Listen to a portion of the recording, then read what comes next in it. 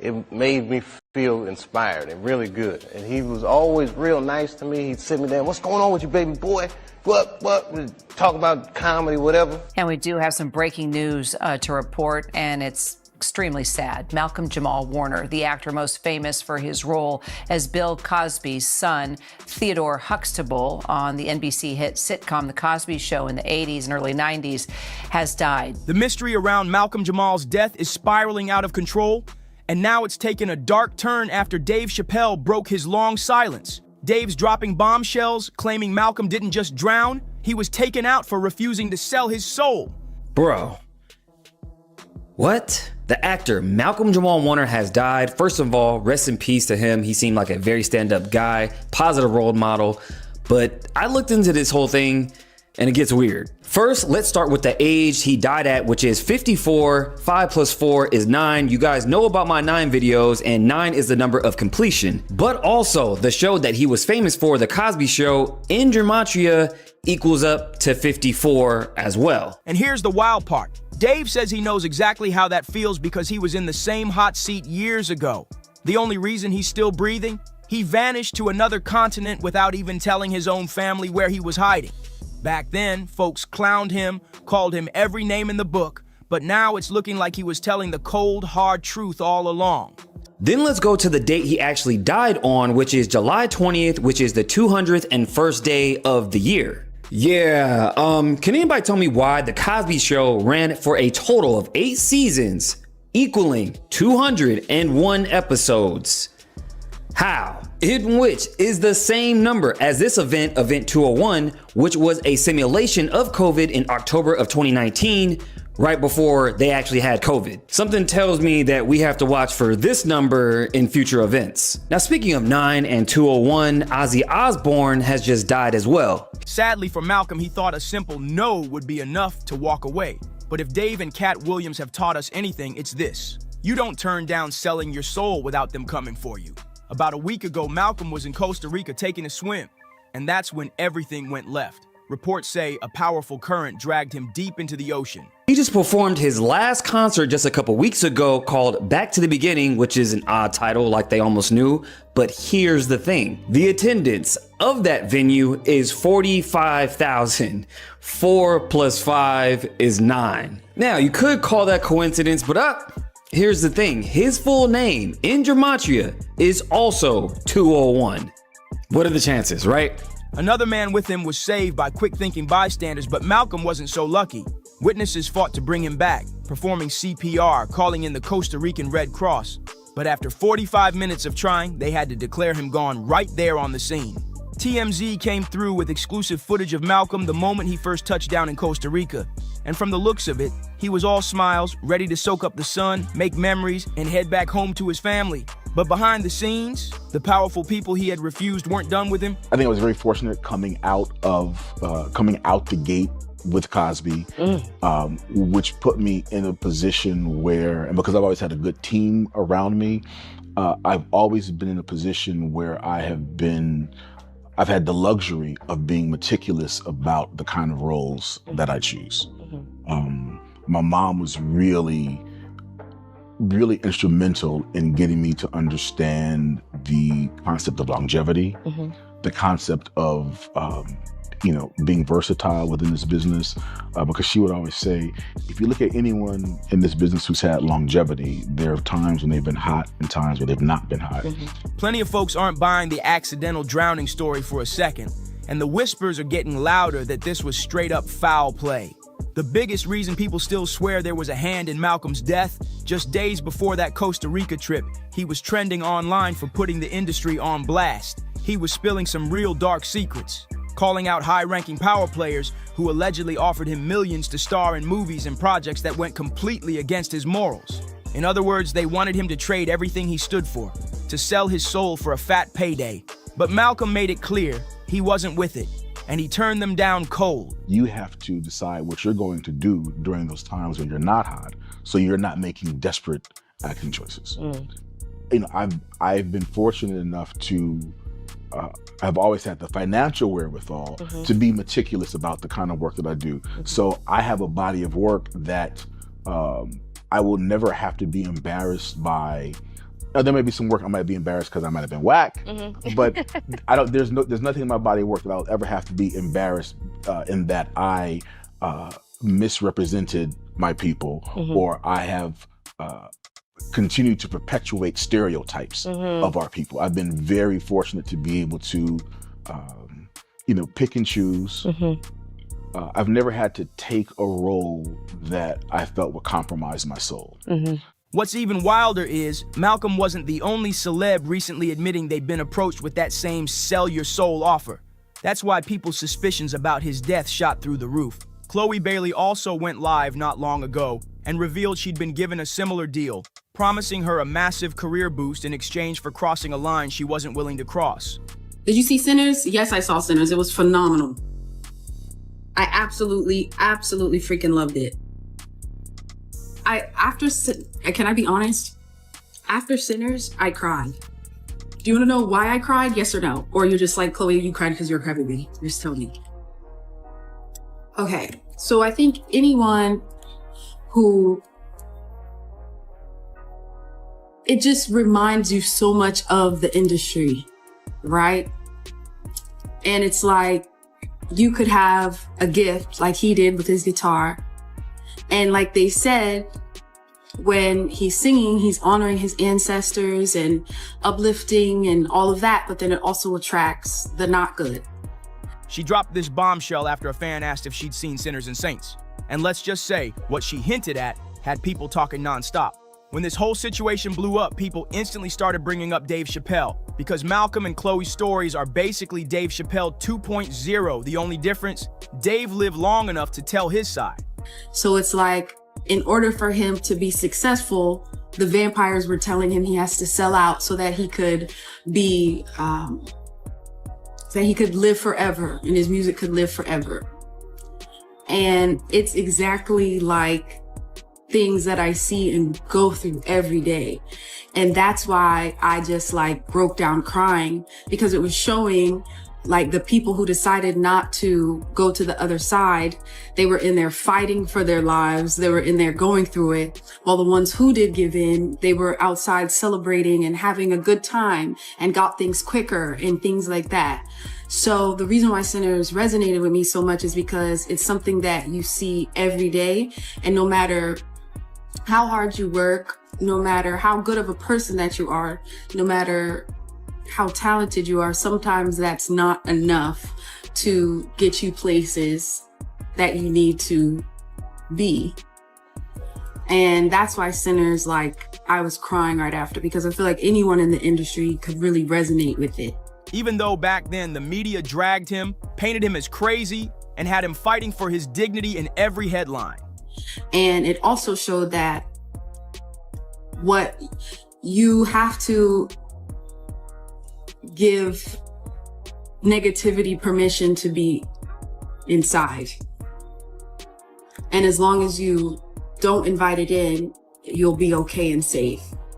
So that's why I really resonated with Sinners. And I thought it was so beautiful. I thought it was done so beautifully. And I'm just really proud of everyone who was a part of it. And I even cried when he was singing in the bar, and you see all the different, the history, all of the ancestors that came before us, that he wouldn't have been there to make music and play his guitar without the ones that came before him. So I feel like anyone who has a gift and has something that they truly, truly love, but feels like it's not coming to them in the time that they want it because they're moving in the right ways where they don't give in, it's harder. And then you have so many things tempting around you, like the vampire. So it was so deep. It was so deep. That's the reason I cried for a whole hour after. Dave's moment came back in 2006 when he sat down for that unforgettable, tense interview with Oprah Winfrey. It was completely outside of my frame of reference. I've been in show business since I was 14, and I've heard the stories of what happens, and I've seen these kinds of things play out in front of me. Okay. When I saw When you say you heard the stories, what do you mean? What stories? I mean, you see before, look, Mariah Carey made a $100 million deal, and 3 months later, she's all of a sudden mysteriously crazy.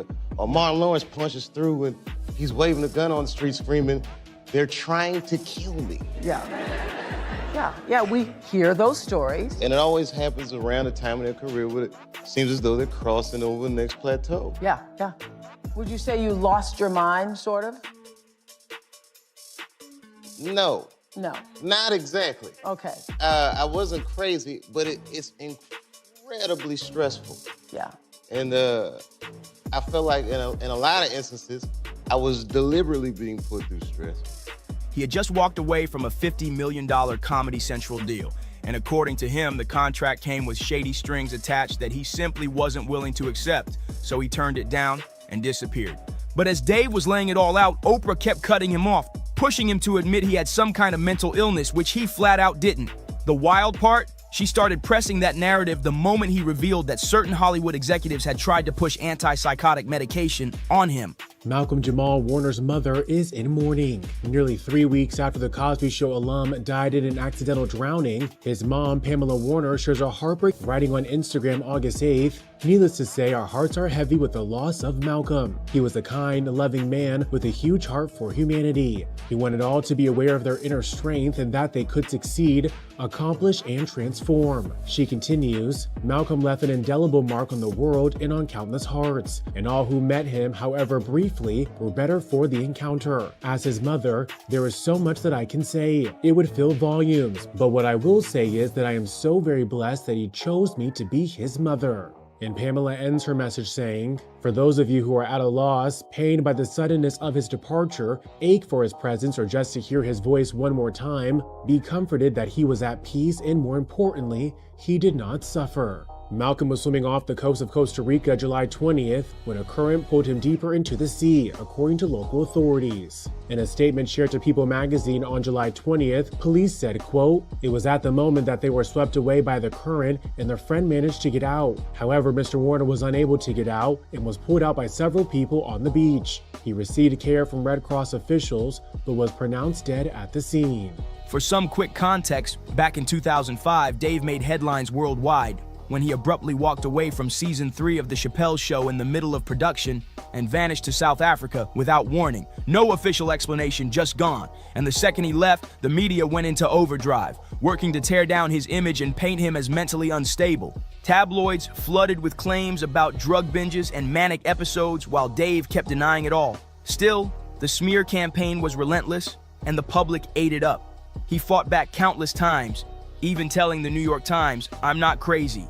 I'm not smoking crack. I'm definitely stressed out. There were things that overwhelmed me, but not in the way that people are saying." Police say he drowned off the coast of Costa Rica yesterday while vacationing with his family. Warner was born in New Jersey and raised by his mother, who enrolled him in acting school. His role on The Cosby Show earned him an Emmy nomination in 1986. So it wasn't just about trying to pressure Dave into selling his soul and betraying his own beliefs.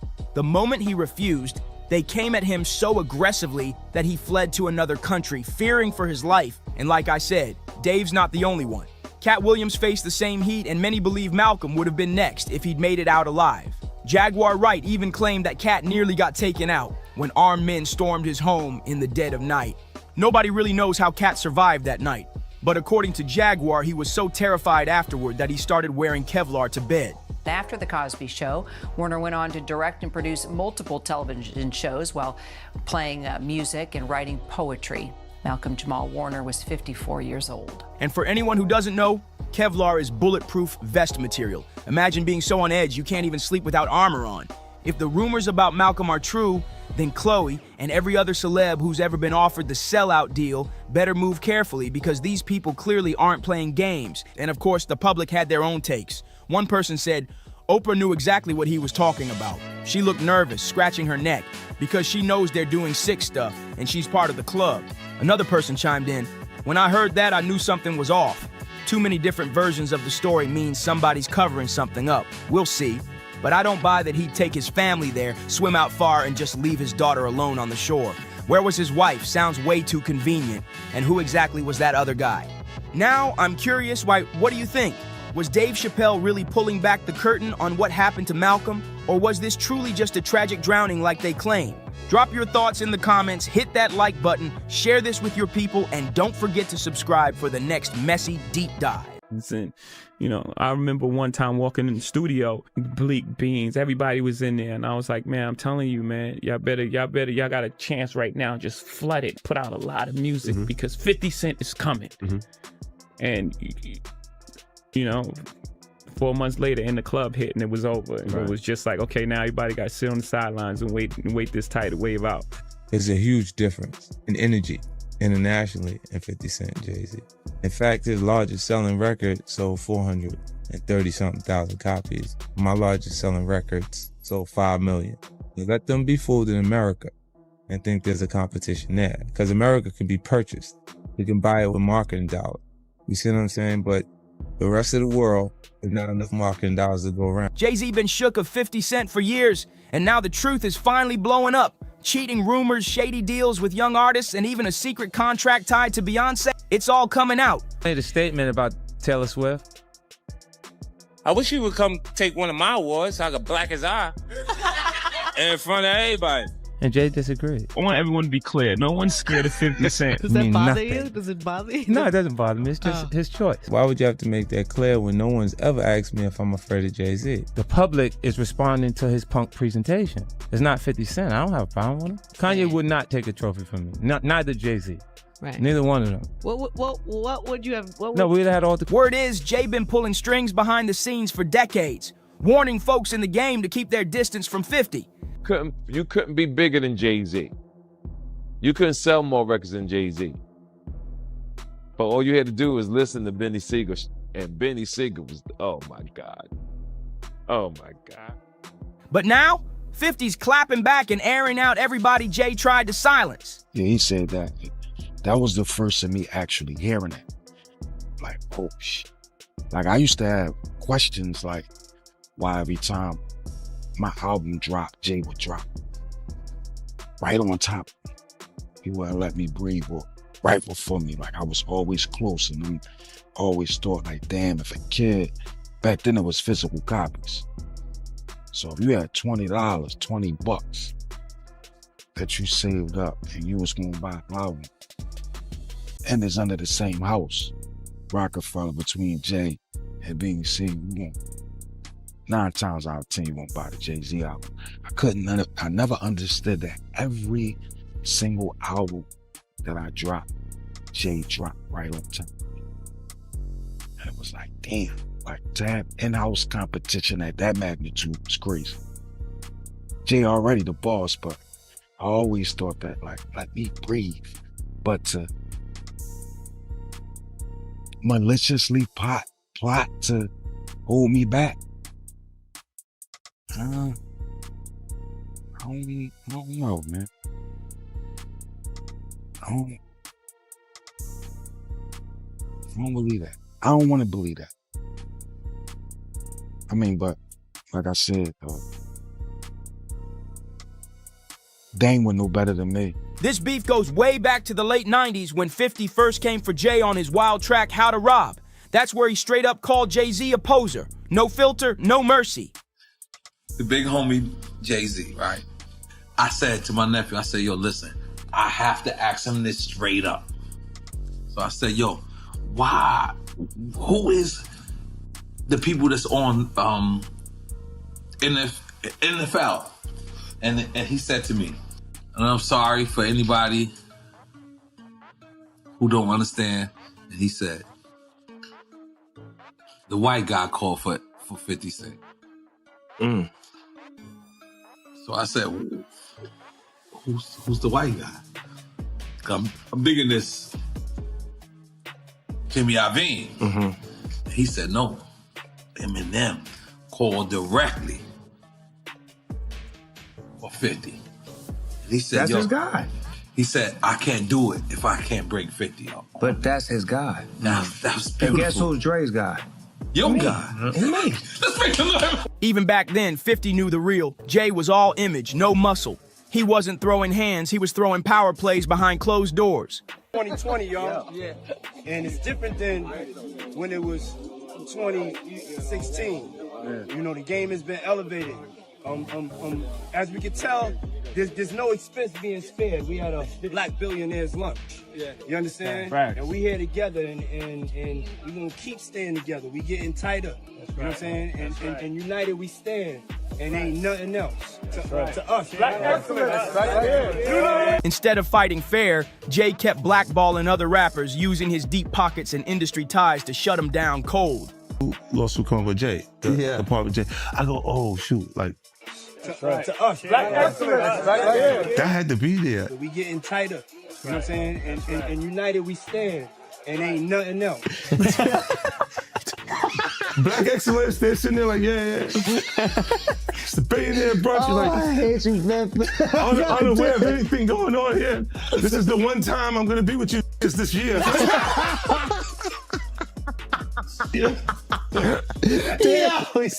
Come on, bro. And it didn't stop with 50. When Jay had issues with Nas, he tried to sabotage Nas's album rollout too. Same shady move he pulled with 50, flooding the charts with distractions before 50 could drop. Look, when Jay signed his contract, the big one was with Beyonce. Mm-hmm. When he signed that contract, the marriage contract, he got trophies. Now those trophies, trophies came rolling in, buddy. He started getting Grammys left and right, man. I mean, look, if you look at his career, this guy. Wow. You're gonna let him say that? Jay was getting Grammys. He had one. Exactly. He had one. And he ain't show up. He had like 20 now. Oh, Lord. He had like 18 since he been down. Look, he had one, bro. Hard Knock Life. You're not wrong. He was one. After that, he got some shit. He's like drinking. His pictures with him. Thinks the cup. Wait a minute. So you're saying the success is derived from the marriage? I've absolutely been treated differently. The accolades. Because he's no longer viewed as what, like a street or gangster rapper. Now he's viewed as a businessman, entrepreneur, family man. And the biggest ones because of the position Beyonce's. Oh, wow. Jay-Z and Diddy love to preach about uplifting black artists, but behind closed doors, it's been a whole different story. Ironically, it's the same black artists they've been plotting against. One of the biggest examples, Beanie Sigel. Career, you can look at that and say the association to Beyonce is when he started to receive the 16, 17 Grammys since he's been with Beyonce, right? And you go, prior to that, one. Right. You see what I'm saying? So that came in association, like you see the kids even have Grammys. Like they don't sing yet. They don't sing. Right. They don't rap yet. And they already have Grammys and shit. So it's like they give them this trophy so we secure that they're coming to the award show. It meant that much to the culture that they just gave them. Jay didn't just distance himself, he straight up blackballed Beanie by dropping albums at the exact same time, every time, just to steal the spotlight. Why are you so on top of the business side of Jay-Z? You know what I'm saying? Some people like to just be an artist. Yeah, I was actually forced to be an artist and a businessman because when I tried to get a deal, I couldn't get a deal, so I had to create Rockefeller Records. We actually created Rockefeller Records from nothing. And, you know, so I was forced to know both sides of the business. And get this, Jay even tried to block 50 Cent from the Super Bowl. That's right, 50 almost didn't perform until Eminem personally stepped in and demanded he be added back to the lineup. That's loyalty right there. Let's talk about Rihanna, the diva Rihanna. She's from Barbados? Yeah, okay. Bayesian. Okay, she's Bayesian. How did you come in contact with her? I mean, did you fly over there? No, Jay Brown had actually bought me the song. She has a song right now, and it's I wouldn't say massive because of her roots, but she has this outrageous song called Ponley Replay. And he played that song for me, and I was scared. I was like, that song's too big for her. You know what I'm saying? Like, you know, a new artist when a song is that big, it's it's hard to come back from. And I don't sign songs, I sign artists. Okay. You know what I'm saying? Why don't you break down the difference between that? Because the viewing public might not understand that.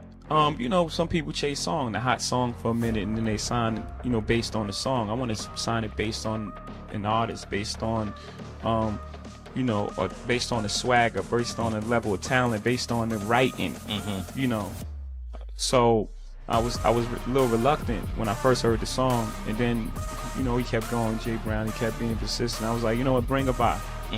And when she walked into our office, I was like, you know, she just had, it was just something about her. It was just, she had this, you know, it was just something about her. And then she performed the song, and I was like, okay. Okay, then, you know, we sat down and we talked, and they were talking about how she would stay in the studio and try to get the verse over, and then come back the next day. I was like, oh, work ethic, everything is there. So we signed it that night. We didn't let her leave the office. Really? The 3 a.m. was when that contract got signed. So from the meeting around 3, 4 in the afternoon, we signed it by 3 a.m. Wow. That day I was absolutely. M always stayed solid with 50. No industry games, just real respect. While others were busy gatekeeping, 50 was out here putting people on. Despite being one of the most successful names in the game, he never switched up. But Jaguar has been warning us about Jay-Z. Jay-Z has now had an official lawsuit. It's everywhere. It's now being talked about louder than ever. I guess, does that give you some peace to know that people are finally really questioning this man? It's emboldening me. I spoke on Piers Morgan. I said that I had 3 victims that I've been working with, victims of the Carters, that were ready to come forward. This might help them feel a little more confident now. So this is great because he's been evading. But the thing is, everyone in the backdrop knew that he was the celebrity John Doe. Everybody knew that. They knew it when I did Piers Morgan. Is Beyonce celebrity B? I hope to God not. But she was around. And she's very... She's got enough on her plate. After everything that happened with the election and everything that's happening right now, I'm not going to dump on that woman. She got better fish to fry. Well, what I will say is that her husband, she knows exactly who he is. Yeah. She knows. She knows. Tony Yayo even said straight up, 50's a rap legend. But what makes him rare is how he stays grounded and always shows love to other black artists trying to come up. Rihanna was trafficked to Def Jam. She was an innocent baby when she came over here. And look at her now. 14 going on 15 years old. Flown over without parental supervision in a private plane by a man who was supposed to be a producer who auditioned her at 3 a.m. in the morning in a hotel room. Auditioning at 3 a.m. in the morning, a 14-year-old girl. She was flown to another country. She was taken to Def Jam headquarters. She was left in a conference room alone with Sean Carter for nearly 6 hours alone with no parental supervision. Her father collected a $500,000 check. She has the fastest inked deal in Def Jam history. Jay-Z moves like he's too important for everybody else. It's like the room got to rise to his level. At the end of the day, Jay's always been a businessman first, and every step he's taken in the industry has been about one thing: money. Even his marriage. A top rap star is busted. Jay-Z turned himself in tonight, and the cops started working on his rap sheet, accusing him of a stabbing at a trendy party. Kimberly Richardson is at Midtown South right now. Kimberly. Well, Rosanna, just a few hours ago, police here at Midtown South arrested Sean Carter, better known as Jay-Z. The rap star voluntarily turned himself in here at the precinct earlier this evening. Now, Carter is being held here in connection with that stabbing fight that erupted at the Kit Kat Club last night. But just a few moments ago, Carter's attorney had this to say. He's not involved in this, period. He was at the club? That's my only comment. He wasn't involved in this. So it was someone else that did the stabbing and the hitting? I didn't say that. I said he was not involved in it. Now, Slovis goes on to say that at no time was Jay-Z hiding from the police, that they were in touch with cops all day and that they're trying to resolve this as gentlemen. But as Mike Sheehan shows us, others say they've seen the dark side of Jay-Z. I have my faults. You know I'm not a perfect. 50 Cent didn't hold back. He straight up called Beyonce and Jay-Z's relationship a contract. Ever since they tied the knot, Jay's been stacking up Grammys and flexing like he's unstoppable.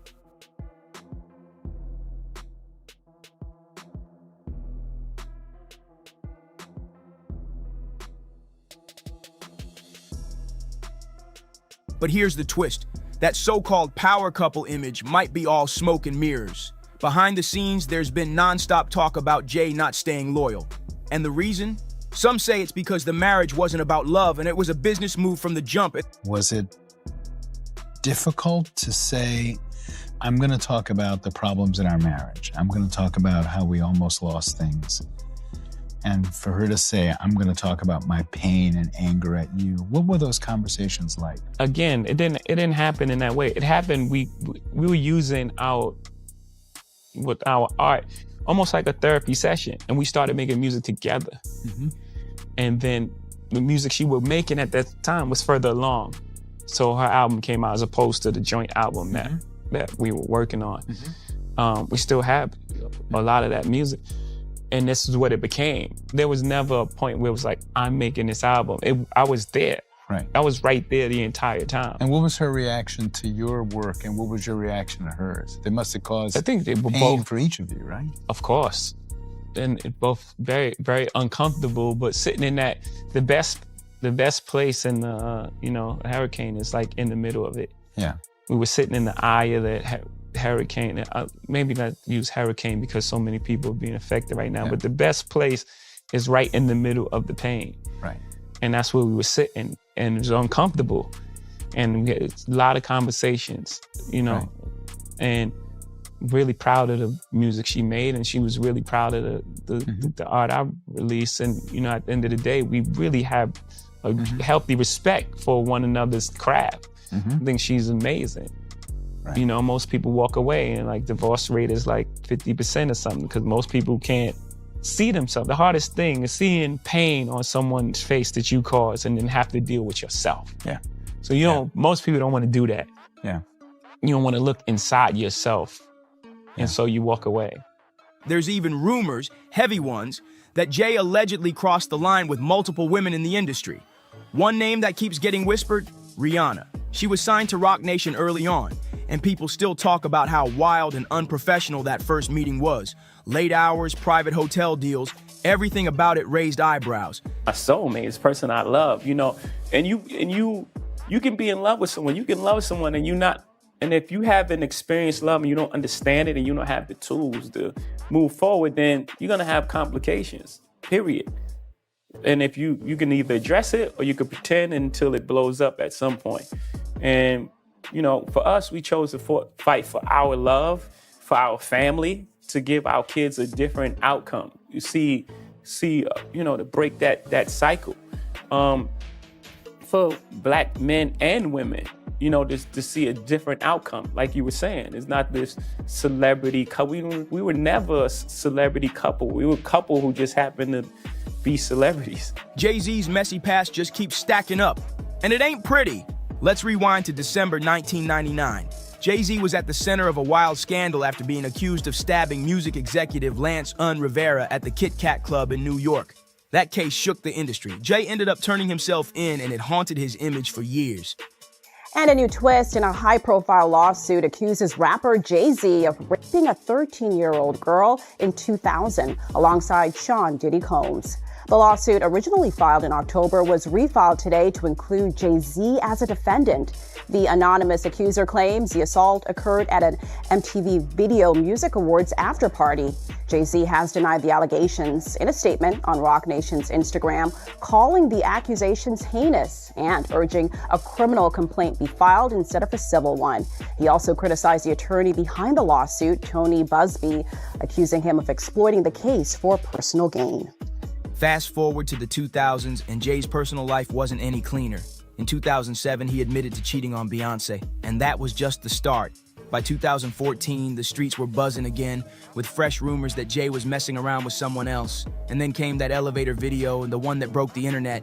You know the one. You're not worried that if you throw little and you don't throw out allegations, but like you kind of poke fun at them. You just ask questions. You're not worried that it comes back your way? Like people dig up your past and try to pull stuff up? I don't got that in my past. I'm not. Everybody got a little bit. Look, like, not that it's real enough. I took a pill, but it was for me to perform better. For her to remember, buddy. I didn't give her a drink so she forget what the happened. What the is going on here, bro? Yes, I took the drugs. I gave me the fucking drug to perform. So she could remember and possibly love me for that. Did it work? What the this is, yo, bro, look, I'm doing pretty good. Like, I'm pretty good. You know what I mean? Like, but I'm just saying, you said it's the opposite of normal shit that we're talking about, bro. That is why. Well, I don't know why it's so hard for people So just for to people to acknowledge feel weird like shit is you weird. would have something or you would have reserved energy because you feel like you was doing it too, this is people that are looking on separation between their hardships or their the things that they got going on that would be issues and what a celebrity's issues would be. Wait, what is that? They think all celebrities are doing the same thing. Yeah. Right, and when you see, if I wasn't saying anything, guess what? You could safely say that a person on the outskirts that is not involved in hip-hop culture could think that everybody in hip-hop culture is with that. Solange swinging on Jay-Z in that elevator after the Met Gala after party. And what did Beyonce do? She didn't lift a finger. She just stood there, silent. Word is she agreed with everything Solange was doing. And I wasn't in the ad because of Jay-Z and them was putting it together. So I think they still harbor some energy towards me. You think you were purposely left out of the ad? No. Oh, okay. I don't think. I think that they were saying the NFL had some issues with me that I don't know what those issues are. Like what is the issue? You see what I'm saying? Like, and I with M, because like with Nori he had communication. He said, yeah, I talked to the big homie. He said, so Jay was telling me, the white boy wouldn't do the truth without 50, right? And I'm like, that's when I start saying crazy stuff because I look and I go, oh, that's your big homie, right? And so he imaged himself after a gay painter. Okay. Big homie want to look like a gay painter. What are we talking about here? We're talking about Basquiat. He wants to look like a gay painter. Oh my God, I think I know where we're going with So this. now look, what I'm saying to you is, look, when you start looking at, that's not mine, that's theirs, they're Harper, right? But when you look at, M is looking at the entire legacy. Yeah. The whole thing, like with M, Dre, and myself. people in the industry been whispering for years about the real deal between Jay-Z and Beyonce. And it ain't no fairy tale love story. Insiders say Jay's name kept popping up next to Rihanna, Rita Ora, and Rachel Roy, all while married to Beyonce. This clip, guys, if you haven't seen it, which I hadn't seen it until this morning when I saw this headline, Kim found it for me. Let's watch this clip quickly. Crazy Let's that you watch haven't Tyra seen like this. pushing to get this out of Rihanna, and when it does, man, it made me feel very, very uncomfortable. Audition. Yes, but before I met him, I was so nervous. I was shaking literally. But the moment I walked into the office, the atmosphere was so warm and welcoming. And you had to sing a cappella for him? Yes, I had to sing. I sang Fun to Replay. I sang another ballad from the album last time. So then what did he say to you? He said something to you. Oh yes, he said, we don't sing songs here, we sing artists. And there was this little pause, and I was nervous. But then he said, and we're interested. And there was this sudden feel of relief. But then he said something about a window and a door or something. Oh, then he said, you did it homework. I did a lot of homework on you, this lady. He said, there are two ways to leave here, either through the door with the deal signed or through this window, and we're on the 29th floor. So you was like, where's the pen? Where's the paper? I'm signing. Yeah. The audience is so uncomfortable. Like, I don't know if Tyra was trying to get that on the record, but my God, what Jaguar? He threatened her. This is her own words coming out of her mouth. And she was a kid at that time, correct? A 15-year-old girl who had been flown to the United States without parental supervision or a chaperone, brought to a grown man's office in a large corporate Manhattan building. Everybody knew when she flew in. I was there the day she got signed. And the wildest part? Beyonce knew what was going down, well, but didn't make a move. That silence had folks thinking, was the marriage ever about love, or was it just a power play? The talk of Jay's cheating never really stopped, and then it hit a whole new level. Just a few months back, fresh rumors started swirling about Jay allegedly being linked to Diddy too. Yeah, that had the industry frozen. Nothing confirmed, but the way these whispers keep circling, people are starting to connect the dots.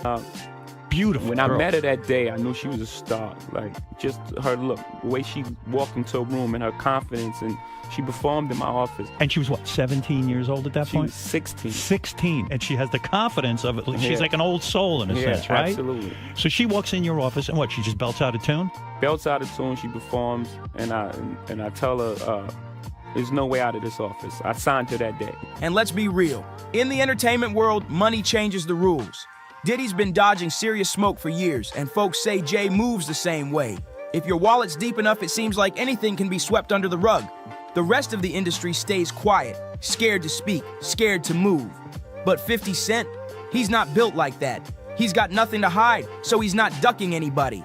On an episode of the Flagrant podcast, 50 let off some serious allegations, claiming that Jay-Z had been involved in shady dealings with women. And according to 50, the reason nobody else is talking is because they were in on it too, alongside big names like Jay-Z and Diddy. And 50 didn't stop there. When he hit Big Boy TV, he dropped another bomb. He straight up said, "Big homie wanna look like a gay painter," throwing major shade at Jay-Z's new look. It wasn't just a random diss.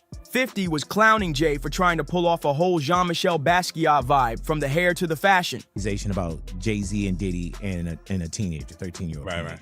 And we were speaking about just the statement. Right. The statement, you were saying you felt like that was calculated. That was the statement is something from, you can tell it was written by a lawyer, because there's a point where it kind of gets aggressive. He says like you're gonna find out like how I'll handle this. Like, and that's an attorney want to be combative with another attorney. That's not like your publicist wouldn't say those things.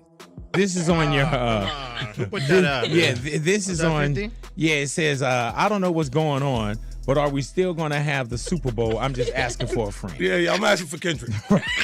You know, I'm just trying to figure out if we're still doing everything the way. Because look, they will fall back. The NFL, they won't necessarily be associated to that. Right. Why do you not insert yourself, but you're on top of every topic, right? Yeah. I'm just watching. I'm participating. I'm being part of the culture. I'm just telling you my opinion. Right. Look, Because you're part of the culture. Like I can't say anything now. I'm out of it. I'm like I'm going to Dre's studio and just sit with Dre a little. Right. And then, maybe I stay out of trouble. Most folks in the industry would never speak on legends like that. Too risky, too political. But 50? He's been a wild card since day one. If something's on his chest, he's gonna say it loud. No filter, no fear. Jaguar Wright been exposing Jay-Z for years. She worked with him. She saw it all up close. According to her, Jay ain't just calculated, he's dangerous. And the reason nobody checks him? Simple. He's got too much power and the industry protects him like a golden ticket. 50 Cent ain't buying the hype. He says Jay-Z and Diddy, same game, same blueprint, just different moves. Two peas in the same pot is how he put it. The only difference? Jay plays it smarter, moving quiet, striking from the shadows while Diddy takes the spotlight heat. But 50? He don't care who you married, what chair you sit in, or how many zeros in your net worth. If you're hiding dirt, he's bringing it out. Somebody had to speak up, and 50 ain't biting his tongue for nobody. So now the question is, what does 50 Cent know that everybody else is too scared to say? Drop your thoughts in the comments, hit that like, smash subscribe, share this with someone who needs to hear it, and I'll see you in the next one. Do you believe wholeheartedly that Jay's your father? I really do. You've been ducking this boy's DNA for all its life. Take the test. Like, I didn't make the allegations. I didn't tell people to say these things. It comes out, I see it in the news like everyone else. The chances are, just out of nowhere, random universal selection, this boy who's not related to you has your nose, has your mouth, has your brow line, has your hairline. It's like all of this just by accident. I just really want it over. It's something that's really affecting my life, and I just want it over with. 50 Cent is straight up loving this chaos right now. Jay-Z just got hit hard. A judge ruled that Rymir Carter's paternity case is officially moving forward, and Jay's got until July 18th to clap back or face the heat. I wasn't in the ad because of look, Jay-Z and them was putting it together. Mm-hmm. So I think they still harbor some energy towards me. You think you were purposely left out of the ad? No. I don't think. I think that they were saying the NFL has some issues with me that I don't know what those issues are. Like, what is the issue? You see what I'm saying? Like, and I with M, because like with Nori was he had communication. He said, yeah, I talked to the big homie. He was saying to Jay, he was telling me, the white boy wouldn't do the truth without 50, right? And I'm like,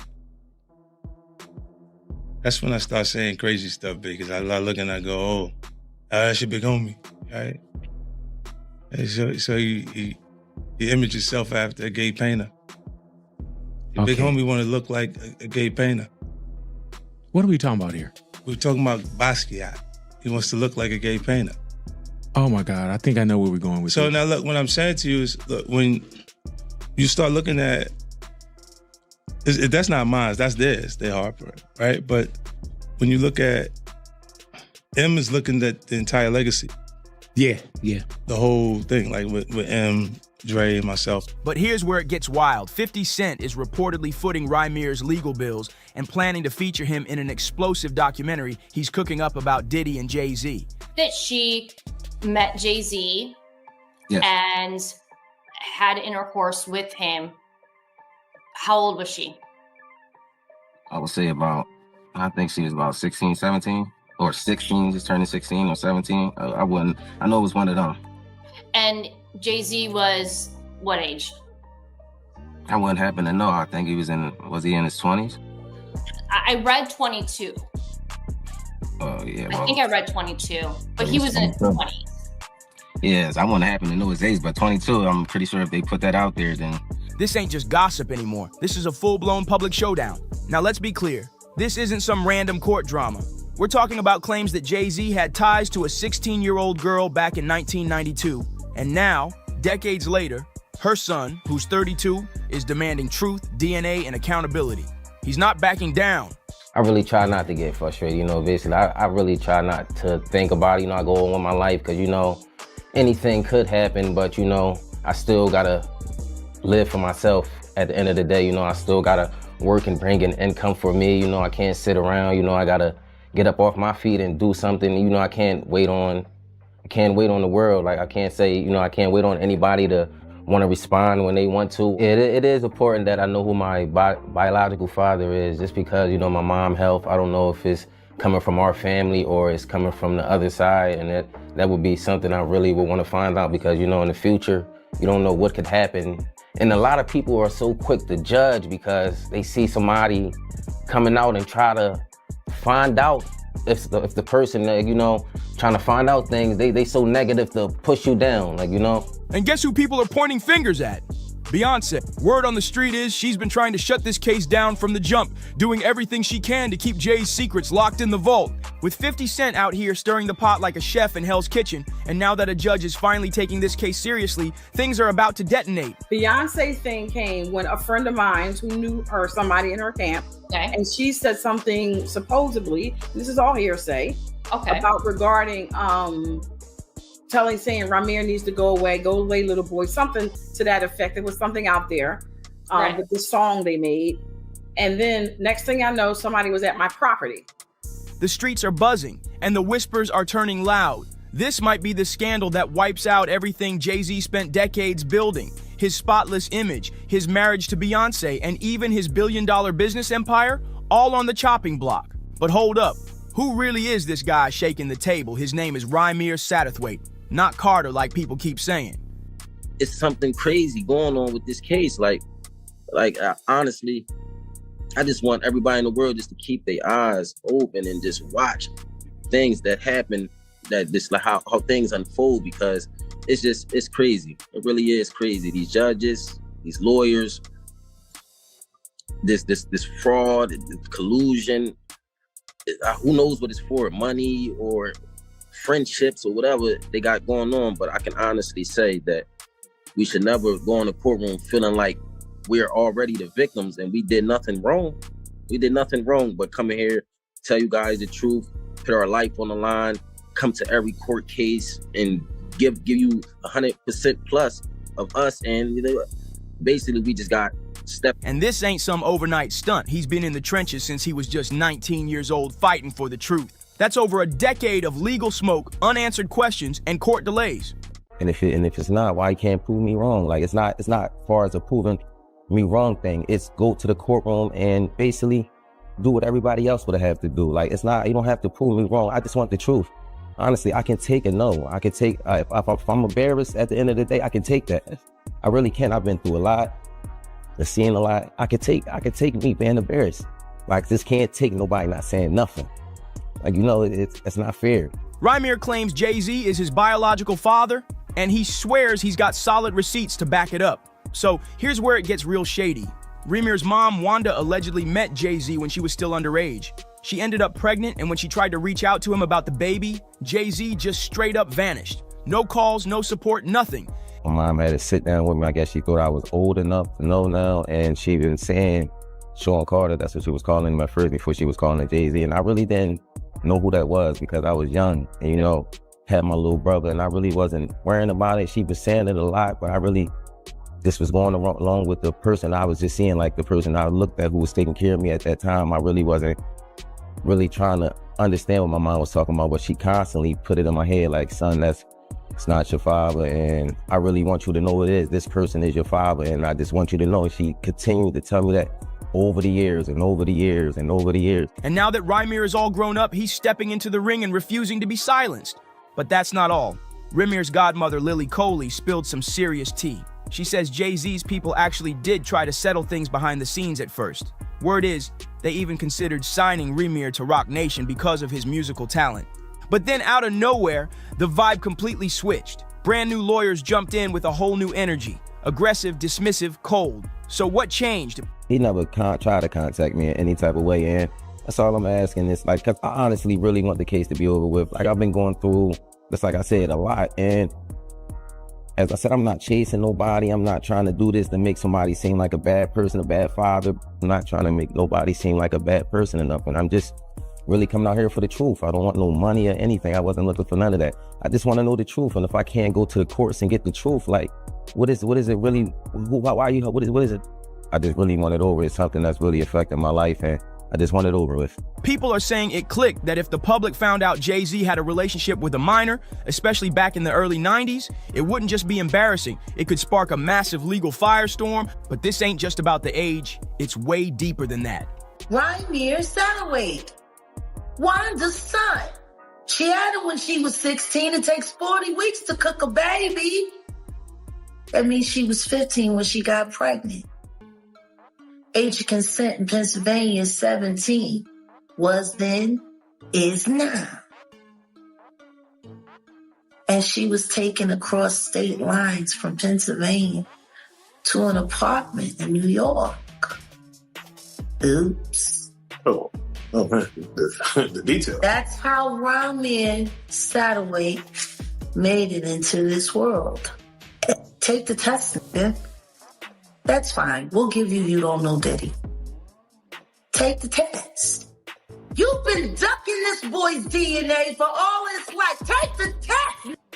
Do something.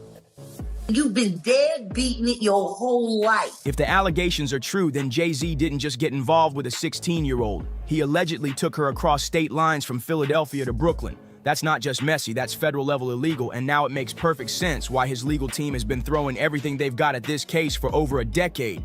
What makes you so absolutely sure that these kinds of allegations that we've seen against him are true? Well, I'm surprised by the allegations, as surprised as everyone else is. Like, I didn't make the allegations. I didn't tell people to say these things. It comes out, I see it in the news like everyone else. What are your thoughts on the allegations against Jay-Z? That was interesting.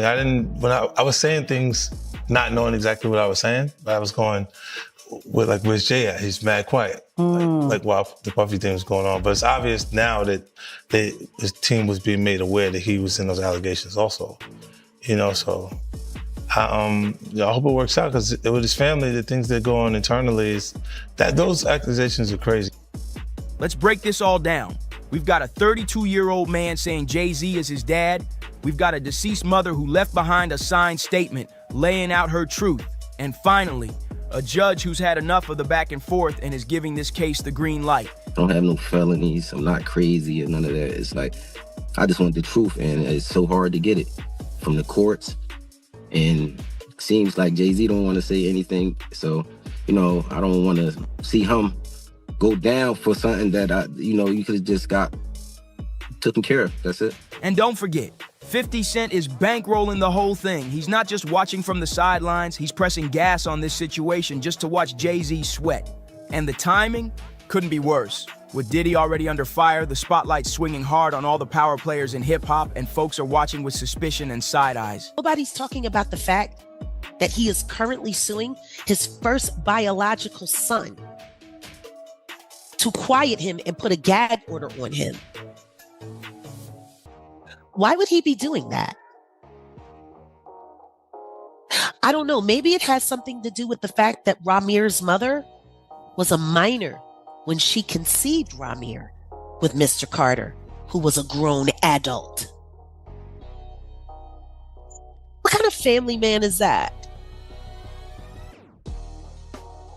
You don't want anyone to know, you or your wife, don't want anyone to know who your actual biological children are, because most of them were created with minors while you were an adult. He's been in court with this young man for the past decade, fighting taking a DNA test. If he's not your kid, take the DNA test. Simple. If the young man is not your son, why have you spent so much money trying not to take a DNA test? Take the DNA test if he ain't your kid. You such a proud family man.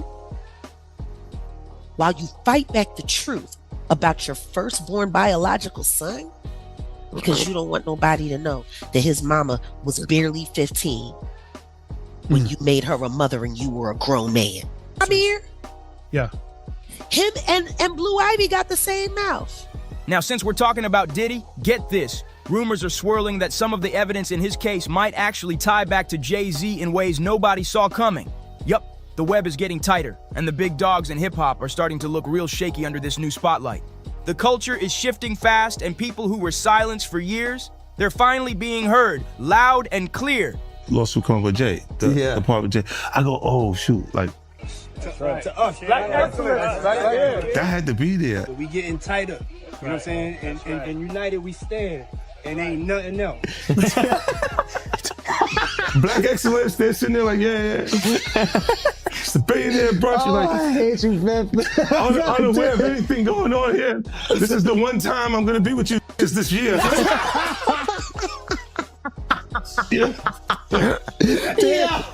Come on, bro. Jay-Z probably thought he could sweep this one under the rug for good, but 2025 ain't playing with him. The past is clawing its way back up, and this time the whole world's watching. So let's rewind real quick. I work every day. I also have my own kids to take care of. So it's like, it's been a journey for me. And it's just like, you know, I just got so much on my name right now. I never ask for money. I don't do interviews just saying, hey, Jay-Z, give me your money, or I'm coming at the Jay-Z for his money. I never did that. I'm not that type of person. I work for everything. Next is I'm just trying to basically make sure no other kids or nobody else in the world has to go through this. Basically, don't feel afraid to go to court and see if a person is your biological parents. You know, so many people are scared, and this is a big thing in the world.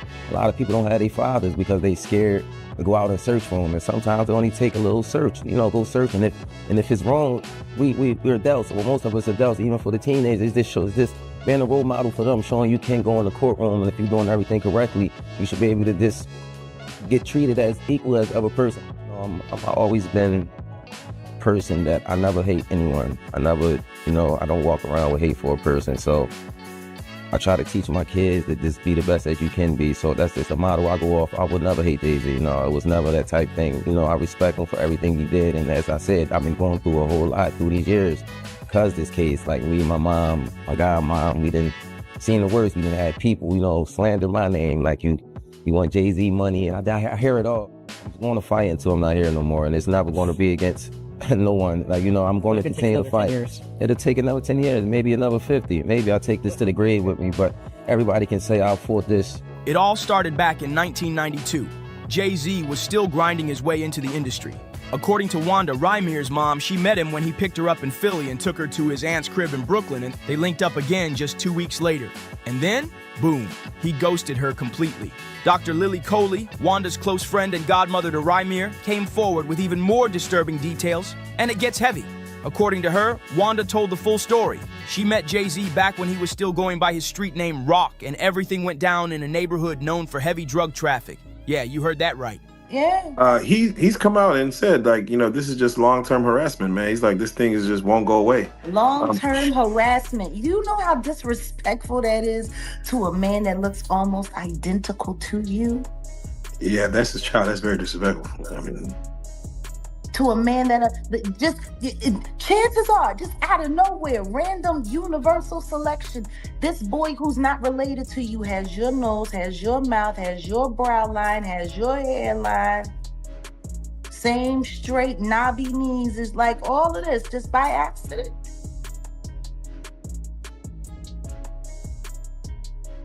Just by accident.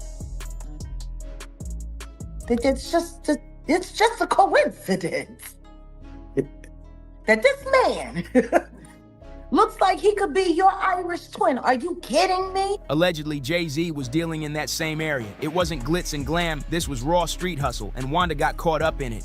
So when she found out she was pregnant, she was stuck. No phone number, no way to reach Jay-Z, no support, and with no other choice, she did what a lot of young women have done in desperate situations. She put her then boyfriend, Robert Graves, on the birth certificate as the father. I'll tell you what I do know. I do know that I have listened to actual commentary from his godmother, Lily, who sat with a friend of mine, Liz Crokin. I was there, I was present. I heard it come out of her mouth. Wanda was a minor. A minor when she got pregnant with Ramir.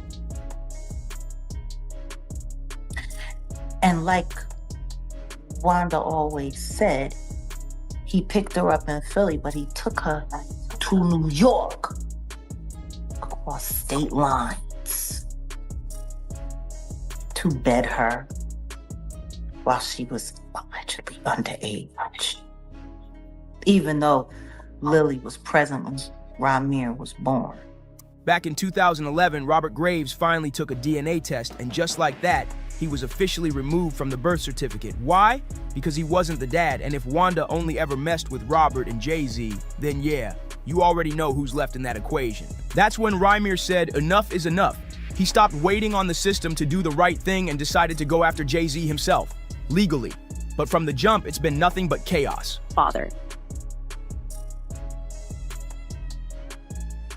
She was very clear on the fact that Wanda was a minor when she was pregnant with Ramir, who was born a year before my son Javon. He came 92. That means she got knocked up in 91.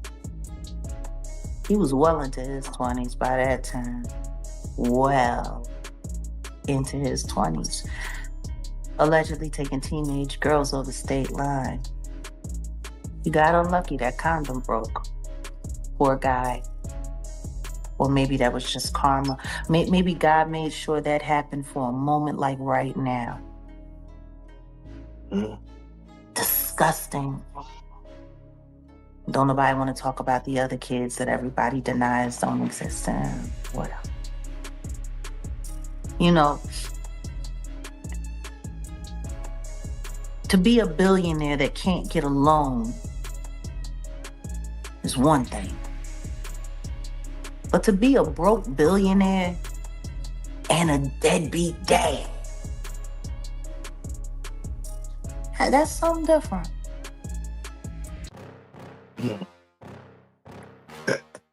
Yeah. You know, even Solange's son, the Daniel kid, he says he doesn't have a great relationship with Beyonce, Jay-Z. What do you feel someone coming out saying, hey, Jay-Z's my father? What does that person want from a hoe if he's saying he does not care? To prove that his mother wasn't a liar, because that's what they said his entire life while she was alive. Denying him makes her a liar. That woman was on the phone with the judge who was harassing her, telling her, demanding that she stop filing for paternity when she gave way and died. His mama died on the phone. Trying to get proper acknowledgement to him. If your mama died like that, would you just sit around and let people keep calling her a liar? Rymir first filed his paternity case in 2010, and ever since, it's been like a legal horror movie. He says Jay-Z's team has been out here allegedly paying off judges and lawyers to make the case disappear. And honestly, the way this case has been thrown out, refiled, bounced between courts, and hit with delay after delay, it's hard not to think something shady's going on. All the fraud on the court, if we just let that, just pass and not say anything about it, they will continue to do anything they want. It's not just with us, it's with people in the world. Like, a lot of fraud and a lot of collusion that's just been going on and just been looked over. It's never supposed to happen. Like, and I will not let that pass. I'm not letting the lawyers get away with that. They will not go in the courtroom of justice and just lie like that and continue to get praised off it, or use this lie to benefit off all these years. Like, we've been going to court, putting our hard-earned money out there, and we going in there to fight fraud. That's just that's craziness. That's really craziness. And I don't think nobody in the world should have to go through that. You going in there, you paying your hard-earned money. You got these lawyers that just frauding and pitting anything they want basically in the courtroom, and the judges is just allowing this to go on. I honestly believe that both of them should be hold it responsible for this, because you guys, this is you guys' job, and if the judge can't see this or overlook it, I can understand a mistake, but just throughout the years, this continue to overlook fraud is just craziness to me. Like, come on, it's right there in your face. If you can't see that, then I don't know what. Jay-Z's legal team really tried to pull a slick one. They argued that he couldn't be forced to take a DNA test in New Jersey because he supposedly didn't own any property there. But guess what? Rymir came through with the receipts. Turns out Jay-Z did have property in Jersey during that exact time period, so that excuse, dead in the water. And now the game has officially changed. This ain't just 50 Cent cracking jokes or throwing shade online. He's cutting checks and backing Rymir's fight with serious cash. This case is no longer a side story. It's quickly turning into what could be the biggest scandal hip-hop has ever seen. With a judge finally saying enough is enough and 50 applying pressure from all angles, Jay-Z might be facing a truth bomb he can't dodge this time. With Rymir Carter refusing to fold, it looks like Jay-Z might finally have to face the music, for real this time. That July 18th deadline is creeping up fast, and everybody's watching. Will Jay finally step up and take that DNA test, or is he about to pull another Houdini move to dodge the spotlight? One thing's crystal clear, this storm is far from over, and with 50 Cent in full petty mode, you already know he's gonna drag this out and enjoy every second of Jay-Z squirming under pressure. So what do you think is about to go down? Is Jay-Z gonna cave and take the test, or will he try to lawyer his way out again? Drop your thoughts in the comments. We want to hear all of it. And don't forget to like, subscribe, share, and hit that bell, because this tea is only getting hotter. See you in the next one. You long believed to be true, but realized wasn't.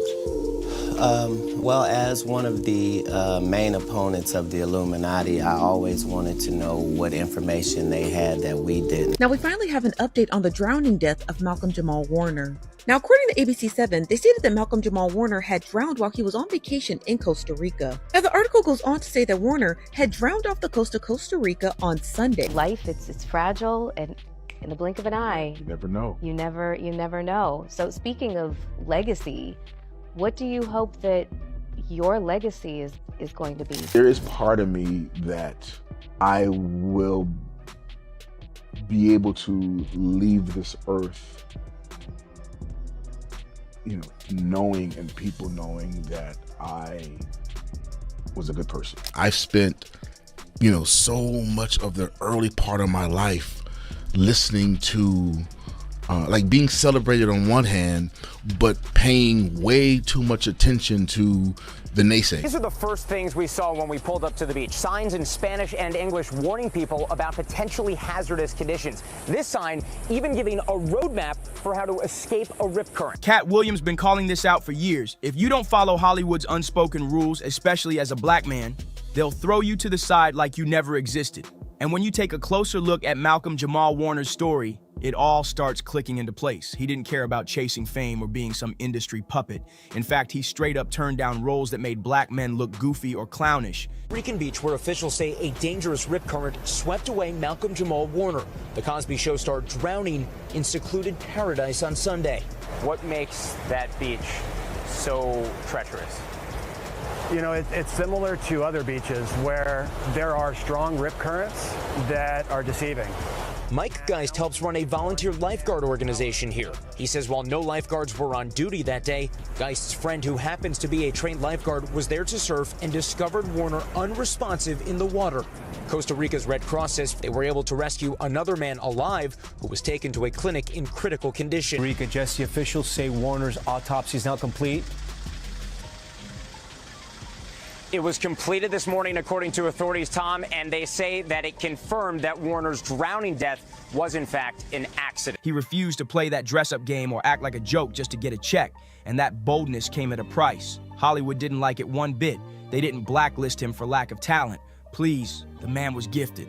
They froze him out because he had a spine and said no to the circus. But now that he's gone, everybody want to act brand new. Suddenly he's a legend. All these blogs and celebs are giving him his flowers when he's not even here to smell them. Where was that energy before? Where were the headlines, the praise, the support when he was alive and doing real work on his own terms? So even before conception, we were very clear we were having a girl. And I knew that I needed a girl first to kind of ease me into it because I have a pretty good idea of what kind of father I would be. So I needed a girl to kind of, slow me down and warm, and soften me up, if you will. So for me, raising my daughter, I came into fatherhood already with a certain maturity and certain understanding of male-female dynamics. And with a girl, all of that starts with the father. So I've always, since I literally pulled her out of my wife. This ain't about pushing wild conspiracy theories. It's about calling out the pattern. Cat Williams been trying to wake people up. The industry has a way of punishing those who won't play the game. And sadly, Malcolm was one of them. Let's get into the facts. What Cat Williams has been exposing, what Malcolm stood for, and why the world only started screaming his praises after he was gone. Malcolm-Jamal Warner, the man who gave life to Theo Huxtable on The Cosby Show, tragically passed away on July 20th, 2025. He wasn't caught up in scandal or anything shady. He was just being a dad. Of us make choices. I think it's not a biggest choice for others. I'm saying at the end of the day, Kevin doesn't have to worry about what people are going to say about him wearing a dress because of the long line of dress-wearing people before him. So now we have Big Mama's house 1, 2, and 3. Yeah. I've never seen Medea in a pantsuit. I think she wears dresses. So now I'm saying, why are we picking on poor little Kevin Hart? Because it was his turn next. Some of us are against the Illuminati, and we are against the Illuminati at our own detriment. When people are against the Illuminati, then they get punched in the face all the time. The press hates them, and nobody likes them. End quote. We all love Dave Chappelle. Exactly. Dave Chappelle has never been a part of the Illuminati. They don't want him or me or people like us. Malcolm was on a family vacation in Limon, Costa Rica, spending time with his 8-year-old daughter. They were swimming when things took a terrifying turn. A deadly rip current pulled them under. This particular beach is known for having dangerous currents, and worse, that day no lifeguards were on duty. Local officials had moved emergency resources to other beaches after a string of accidents, leaving this spot unguarded. Thankfully, some nearby surfers saw what was happening and jumped into action. One brave surfer managed to pull Malcolm's daughter to safety. Another went after Malcolm himself. But by the time emergency crews arrived, it was too late. They couldn't revive him. Malcolm died from asphyxia due to submersion. Has never been a person that has been parodied 9 times on Saturday Night Live and yet never been invited other than me. I, at this point, take it as a badge of honor that they don't fuck with me. A lot of times when people are doing an impression of you, they're really showing you how they feel about you. You know what I mean? So for Saturday Night Live to have an impression of me and have a woman do that means they think I'm a bitch. And I understand that that's what they're saying when they do that. I understand how the game goes, and I understand that if you love me, I know why you do.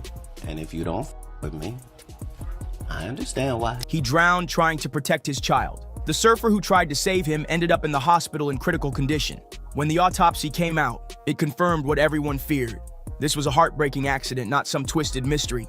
Here's why Malcolm's death shook people to their core. He was one of the very few Hollywood child stars who never lost himself in the fame. For the title is combating the narrative of Black life, Black culture that the media focuses on. And you know, that we're all one thing. Yeah, and the whole concept is, you know, we're not all hood. The Black community is not a monolith. No scandals, no breakdowns, no mess. He was solid, a self-made multi-millionaire, Emmy-nominated actor, Grammy-winning musician, powerful poet, sharp director, and bold social activist. He didn't just talk the talk, he walked it. He stayed married, no drama, no divorces. He raised his daughter right and had no kids outside his marriage. That alone sets him apart in this industry. There should be a moratorium on both of those words in hip hop because it's low-lying fruit, it's so easy, everybody fucking does it to the point that it's corny. Like there are MCs who I love, who I cannot listen to anymore because I love J. Cole, but I had to stop listening to J. Cole because I got tired of hearing nigga and bitch as much every as 2 sentences because he's proven himself to be such a incredible lyricist that you think it's just too low-hanging fruit for him to use those words. I feel like everybody who worked with Malcolm had nothing but respect for him. There was no bad blood, no shady stories. He moved like a real one, calm, confident, and deeply rooted in his values. He wasn't out here chasing clout. He was the blueprint for how a man should carry himself in this wild industry. Then out of nowhere, this man dies in a random freak accident after 54 years of clean living, solid health, and while on vacation in literal paradise with his family. And Drake beef, which, you know, they talk about how much they hate each other and give all these references to violence and that sort of stuff. Yeah. Do you think, even though we enjoy those songs and they're bops, do you think that has a detrimental impact upon the culture ultimately? Ultimately, yes. It's been normalized for, you know, us to call ourselves the N-word, right? And we like to talk about how we've taken the power of that word back. But I'm of the school of thought. If I'm trying to speak love and upliftment to my brother, why am I going to borrow a word from people who use the word because they hate me? But we get caught up in, oh, well, we're turning the N-word into a positive.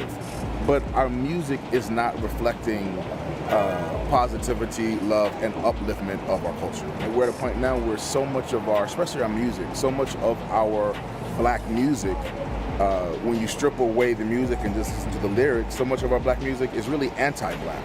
Oh, you think so? When you think about it, think of, you know, I mean, you almost cannot have hip hop without talking about drugs, using the N-word, and murking somebody. Right. You know, or calling a female, you know, a bitch or a hoe. Like that's become such we've normalized that so much that I think we need a space where we can say, wait a minute, wait, that's not all who we are. It feels unfair. Way too soon. The only thing tragic about Malcolm's story is that it ended early. But let's be real. He lived a masterpiece of a life that deserves to be studied, celebrated, and remembered loud. But here's the part that needs to be said loud.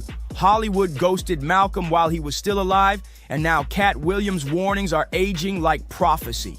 Let's get something straight.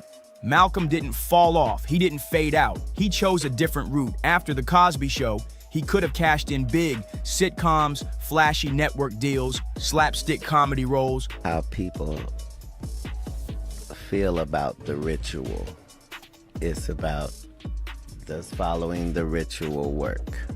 Yeah. And so you can fool yourself into thinking there isn't one, but the evidence will be clear. So like when I be like, oh, these guys are wearing dresses.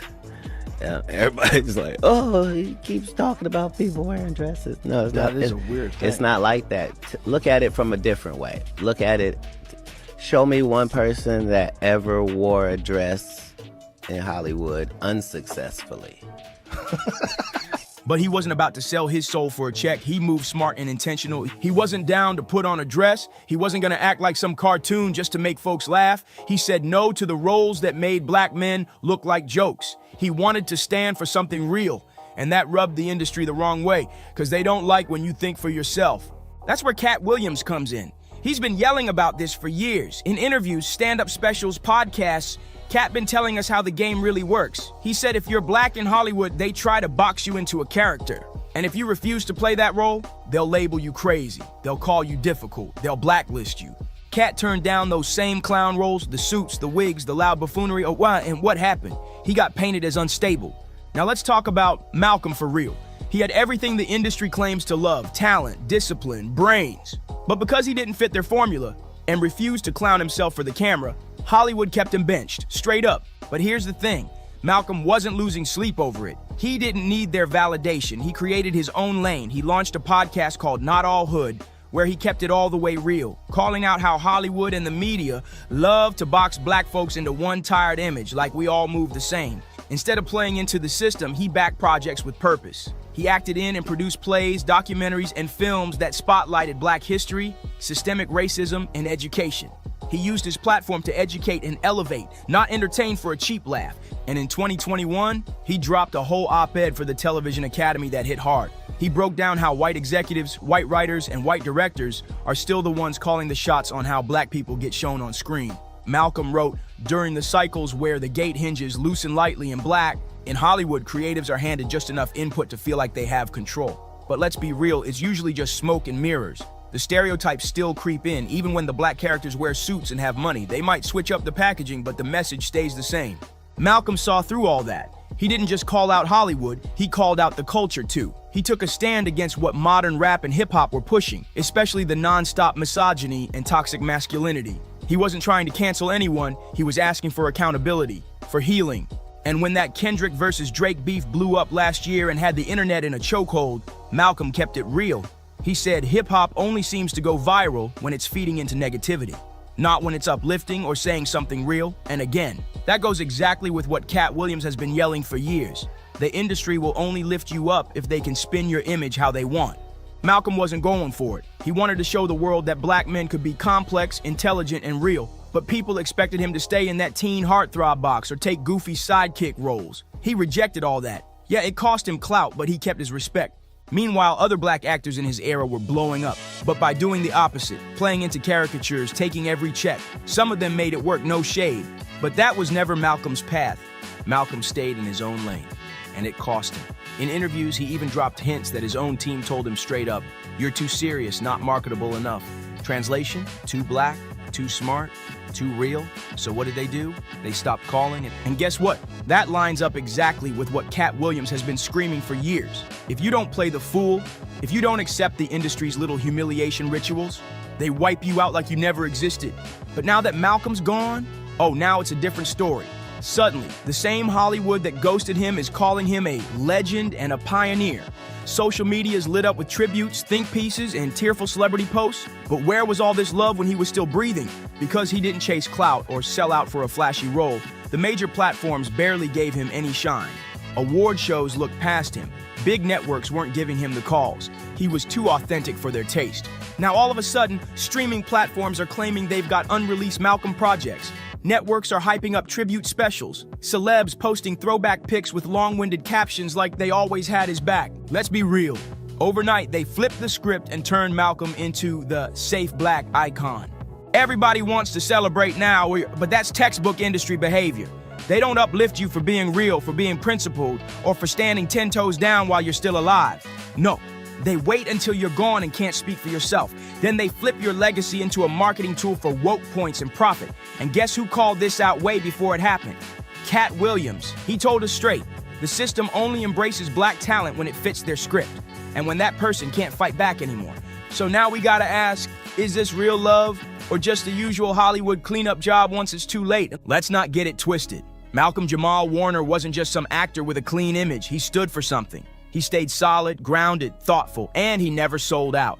In a world that rewards clowns and chaos, Malcolm chose purpose over popularity. That's exactly why they overlooked him, until they couldn't anymore. His death isn't just heartbreaking, it's a wake-up call. It shows just how rare it is to see someone walk through this industry with integrity and still hold their head high. But now it's your turn. Drop your thoughts in the comments. Was Malcolm pushed to the side for refusing to play the game? And why does it always take death for the world to finally show respect? Don't forget to like, subscribe, share, and tap that bell, and I'll catch you in the next one. Now we finally have an update on the drowning death of Malcolm-Jamal Warner. Now, according to ABC7, they stated that Malcolm-Jamal Warner had drowned while he was on vacation in Costa Rica. Now, the article goes on to say that Warner had drowned off the coast of Costa Rica on Sunday. So this actually occurred on Sunday. They stated that the Costa Rican National Police had told this to ABC News. Jaguar Wright just dropped a bomb. She's stepping into the conversation about the chilling and suspicious death of Malcolm-Jamal Warner, and what she's claiming? It's way deeper than what the headline's been feeding us. According to her, Malcolm wasn't just going through it before he died. He was running from something or someone, and not just running emotionally. Jaguar says he was literally on the move, like a man being hunted. Now, after all the online chatter and sketchy silence, U.S. authorities have finally snapped out of it. Reports say a full-blown investigation has been launched into what really happened during Malcolm's final days. And guess what? Some of the details creeping out are starting to match what Jaguar's been screaming for weeks. Everybody wants to know, why'd you walk away from $50 million? Well, I wasn't walking away from the money. Yeah. I was walking away from the circumstances that were coming with the newfound plateau. Yeah. It takes a while when you punch through to adjust to the atmosphere. Why was Malcolm so paranoid? Who or what had him looking over his shoulder like that? Because if Jaguar is not just talking out the side of her mouth, then this ain't just another tragic celebrity passing. This was a setup, a calculated one, a message. And the saddest part, we all missed the signs until it was too late. Jaguar saying loud and clear that Malcolm didn't just vanish to Costa Rica to find peace like the media keeps pushing. Nah, she says that whole trip was a cover story, a distraction, because something or somebody was after him and Costa Rica wasn't a vacation. I've been in show business since I was 14, and I've heard the stories of what happens, and I've seen these kinds of things play out in front of me. Okay. When you say you heard the stories, what do you mean? What stories? I mean, you see before, look, Mariah Carey made a $100 million deal, and 3 months later, she's all of a sudden mysteriously crazy. Or Martin Lawrence punches through and he's waving a gun on the street screaming, "They're trying to kill me." Yeah. Yeah, we hear those stories. And it always happens around the time in their career where it seems as though they're crossing over the next plateau. Yeah. Jaguar Wright ain't holding back. She straight up says Malcolm-Jamal Warner wasn't out in Costa Rica for no vacation. He was on the run. According to her, Malcolm knew somebody was closing in and he was genuinely terrified. Like not just paranoid, but real life scared for his safety. He felt something bad was coming and fast. And then comes this eerie video that's got folks talking. Just hours before he passed, Malcolm was caught on camera walking alone on a pitch-black beach. No lights, no crew, just him and the dark. At first, it looked like any other late-night stroll, but look closer. His whole vibe was off. He didn't look peaceful. He looked shaken, eyes darting, shoulders tight like he was carrying some serious weight on his soul. People watching it now are saying, he looked like he knew his time was up. So now we gotta ask, who was he running from and why is this barely making headlines? It's almost like someone's trying to keep it quiet. But here's the thing, Jaguar's track record, she's dropped truth bombs before and they hit. So what if she's right again? Sounds like somebody's trying to put young Dave in a compromising position. Oprah. This ain't sounding like some freak accident anymore. It's starting to feel like Malcolm was trying to warn us.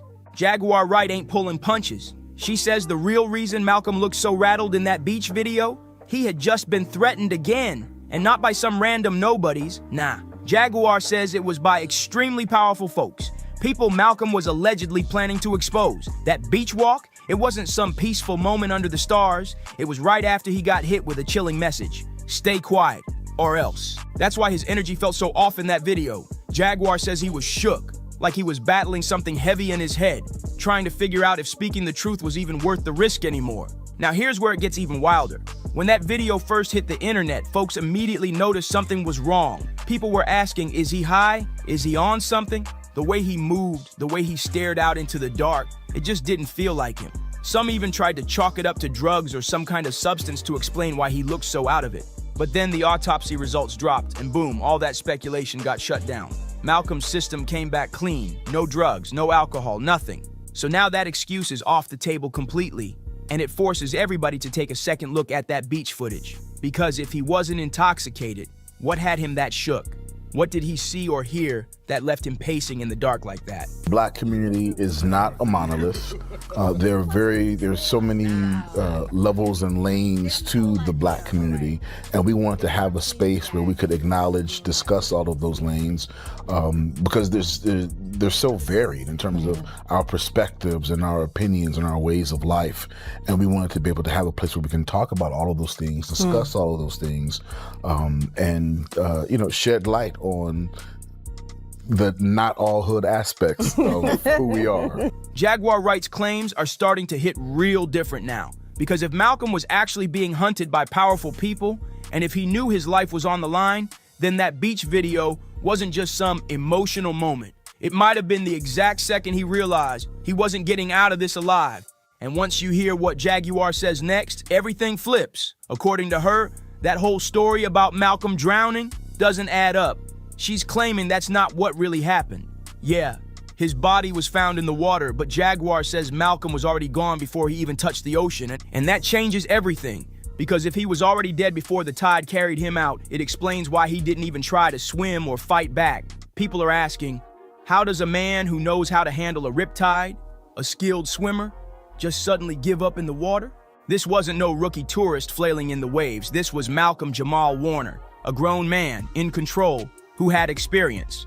So if he didn't fight it, maybe it's because he physically couldn't, or maybe he never even had the chance. Now fans are looking sideways at the official story. Who was chasing Malcolm? What kind of heat was he really under? And the biggest question of them all, how did they manage to clean it up so smooth that it looked like just another tragic accident? Jaguar Wright says Malcolm-Jamal Warner became a target the moment he stopped playing Hollywood's little game. According to her, he refused to shrink himself just to make the industry feel comfortable.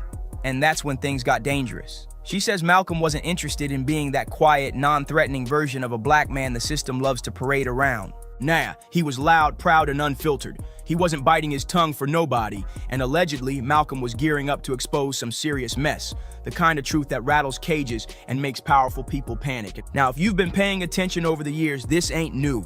There's been non-stop talk about how Hollywood treats outspoken black men, silencing them, trying to feminize them, or straight up break them. And when they stop cooperating, or worse, start talking, that's when things start spiraling real quick. Jaguar says Malcolm saw the writing on the wall, but instead of backing down, he pushed harder. He wanted to tell the truth, even if it came with a price. Sound familiar? Just look back at 2005. Remember when Dave Chappelle walked away from that $50 million Comedy Central deal and dipped to Africa? The media lost its mind. When Dave Chappelle disappeared in 2005, the tabloids went wild, calling him unstable, saying he was spiraling, even pushing rumors he was on drugs or having some kind of mental breakdown. They were trying to paint the man like he lost it. But when Dave finally sat down with Oprah, he shut all that noise down. He said it wasn't about the money. It was about the strings attached, the pressure, the control, the way the industry tried to box him in and twist him into something he wasn't. Dave wasn't willing to play that role. He wasn't about to sell his soul just to be their version of marketable.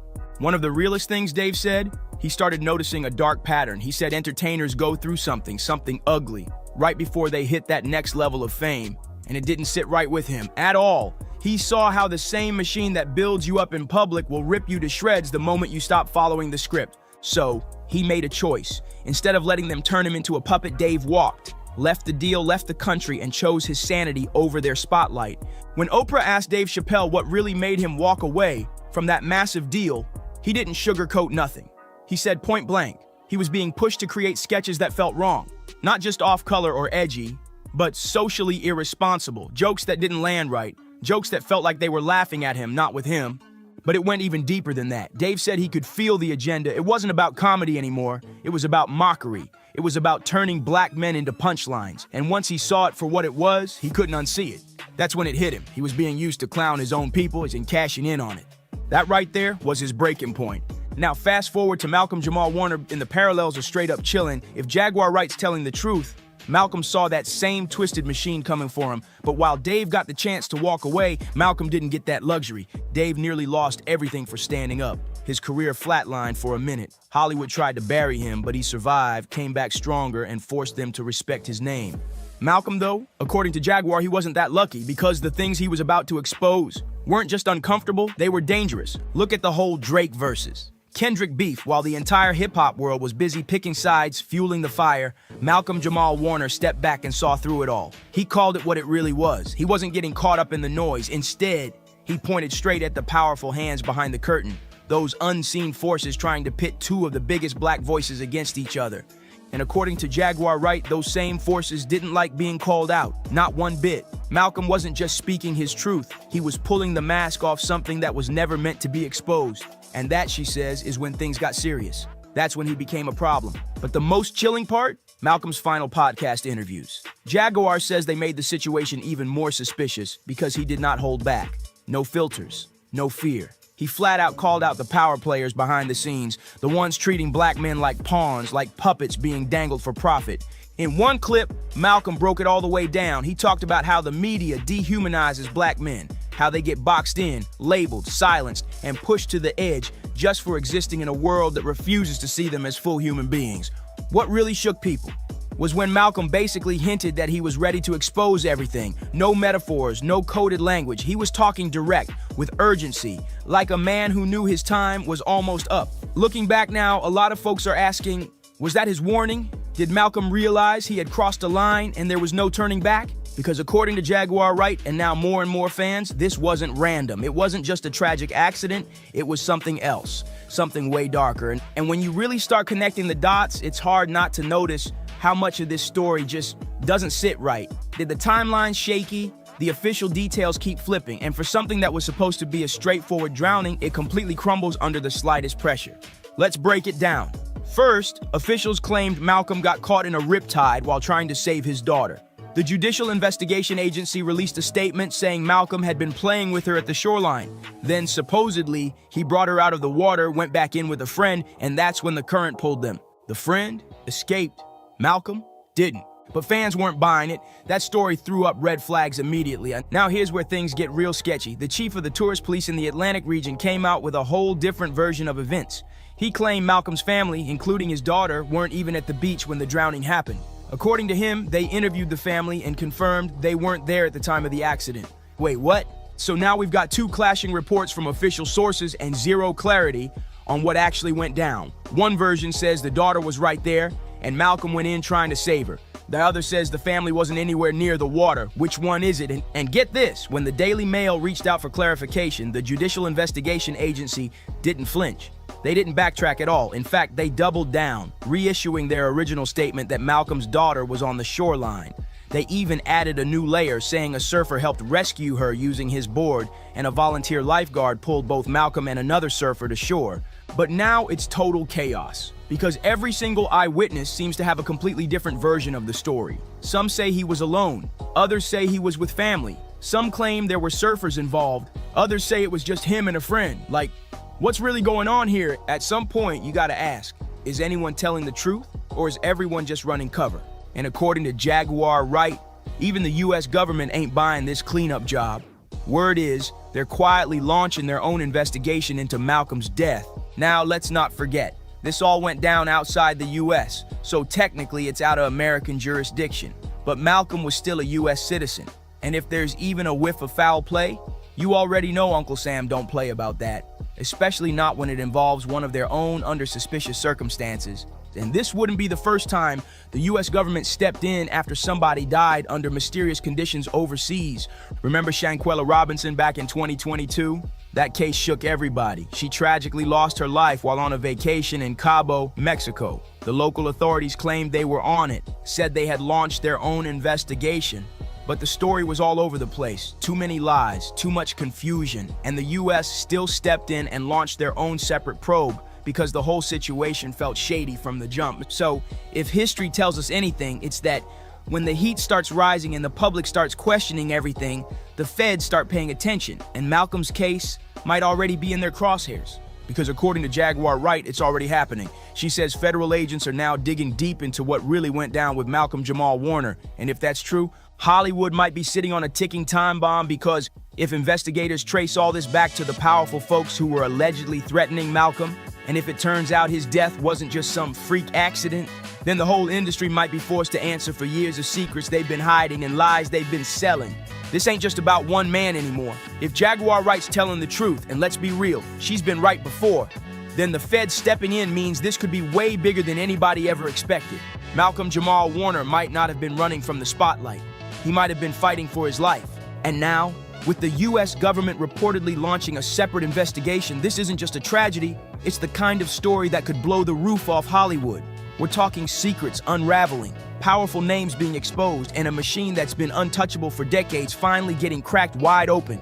Because if the real truth ever sees daylight, it's game over for whoever's been hiding in the shadows. So what do you think? Was Malcolm silenced before he could speak? Is this the beginning of a major Hollywood fallout? Drop your thoughts in the comments below. Don't forget to like, subscribe, and share if you're ready for more truth bombs, because this story is just getting started. Catch you in the next one. You know, and you see things like the white party be there, and then they have a little baby like in a sandwich. They're hugging him from the front and the back and stuff. Baby is absolutely one of the best human beings in the planet. All right, we're at a party, everyone's drunk. You know, it's a 13-hour party. People drink a lot of alcohol. It's 100 people at the party. We in the middle of 100 people. There's nothing weird we could be doing in a party. Right. Ever since that Reuben party, that ain't my boy no more. They got him. That's straight from 50 Cent, reacting to that viral clip of Lil Baby flexing his brand new thigh tattoos while rocking a tank top and a shiny pink belt.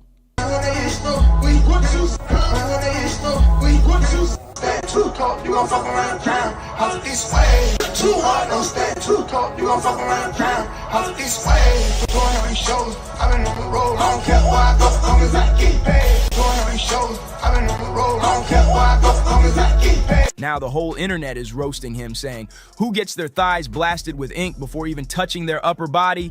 People are calling it straight up wild behavior, but 50's not laughing. He's got a theory. According to him, Lil Baby hasn't been the same since that fancy Michael Rubin bash in the Hamptons, the one where cameras caught him getting hugged from the back like it was nothing. Is trying to separate himself from the industry, like he doesn't have to party with them. You guys have to understand, they had a party with men walking around with their butt cheeks out, like Keke Palmer. 50's claiming this isn't just about outfits or random ink. He's hinting it's a full-on humiliation ritual. Mike. Man, Mike. I'm gonna come hug you right now. I'm coming to hug you. Big hug. Get everyone to love each other. Yeah, the kind rappers allegedly have to endure to keep their spot at the top. But here's the real question. What went down at that all-white party? And who exactly is Michael Rubin, the man collecting young rappers like trophies? Let's break down why Lil Baby is trending again, and not in a good way. He just debuted some fresh ink, but here's the twist. I hear that you say that you don't have any tattoos at all? Nope. That was really my only reason, like, for being younger. Like, I don't want no tattoos. I know I'm gonna have something to do when I get older. Yes, sir. With my money, and I don't want to be like a thug. Instead of starting with a chest piece, a sleeve, or even a neck tattoo, he skipped straight to getting his very first tattoos on his thighs. This is the same Lil Baby who in multiple interviews swore he would never get any tattoos. But now it's 2025 and the man's out here with 90s Baby stretched across his thighs in bold letters. We just gonna let this nigga do this. We finna let Lil Baby come out here in his booty coochie shorts and just pop out with his hand in his mouth slit and just, yeah, that's just what we doing. He even posted a fresh batch of pics on IG captioned, "Back in that mode," rocking shorts and proudly showing off the new work. 90s on one leg, Baby on the other. And that's not all. He's also got a big CBFW piece running down the side of his lower left leg, first revealed on July 4th in another IG drop. Naturally, fans had plenty to say. Humiliation ritual. I'm sorry, you let them get to you. The industry got a hold on my boy.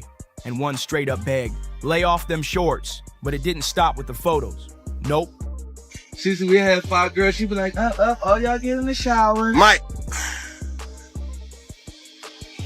Man, Mike. I'm gonna come hug you right now. I'm coming to hug you. Big hug.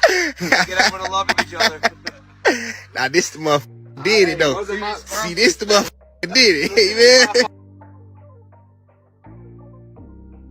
Things really popped when a video went viral of Lil Baby on stage in those same shorts, tank top, and that shiny pink belt, constantly hiking his shorts up like he wanted everyone to see those fresh thigh tats.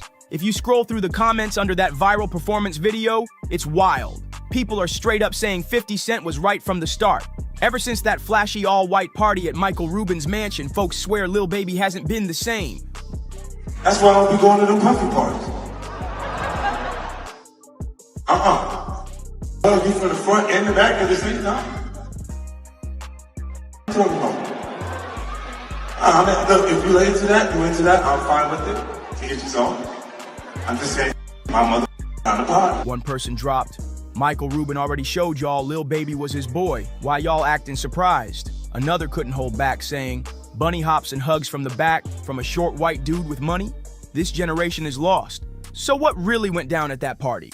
And why did 50 feel the need to warn Lil Baby about getting too cozy with Michael Rubin?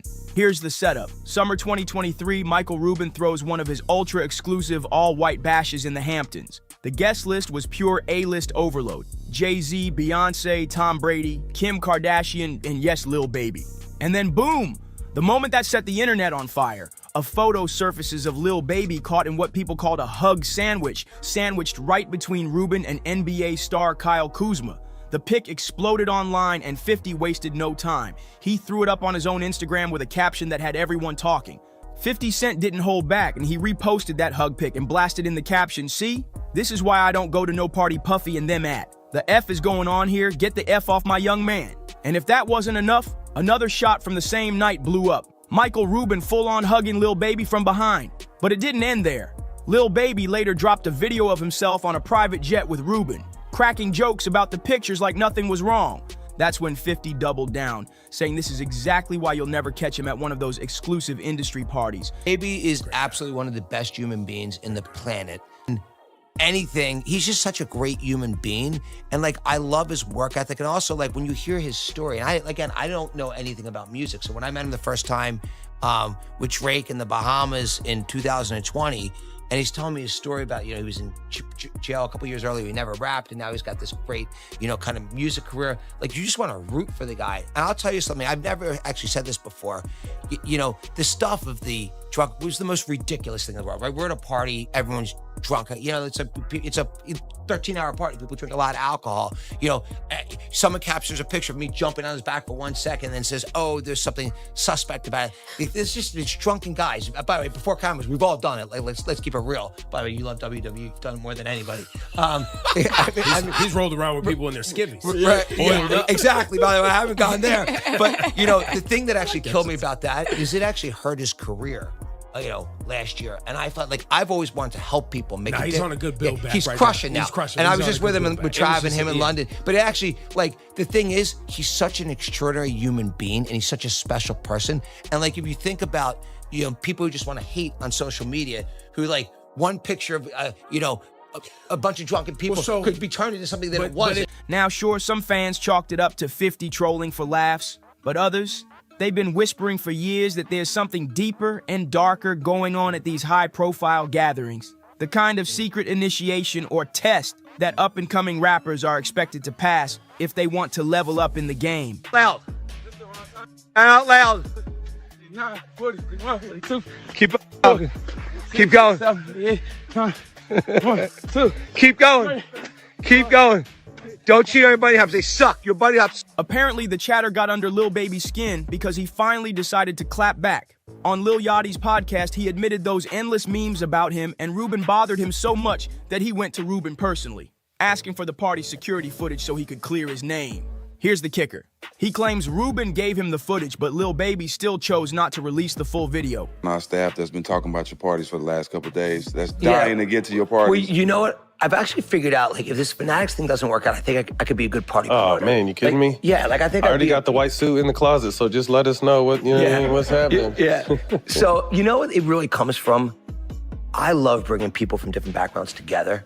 And that's something I enjoy doing. Whether it's this lunch we just talked about, whether it's my Super Bowl party, whether it's the white party. For me, it's a great time to, I enjoy bringing people from different backgrounds together. And by the way, I benefit from them because I'm always learning from people there.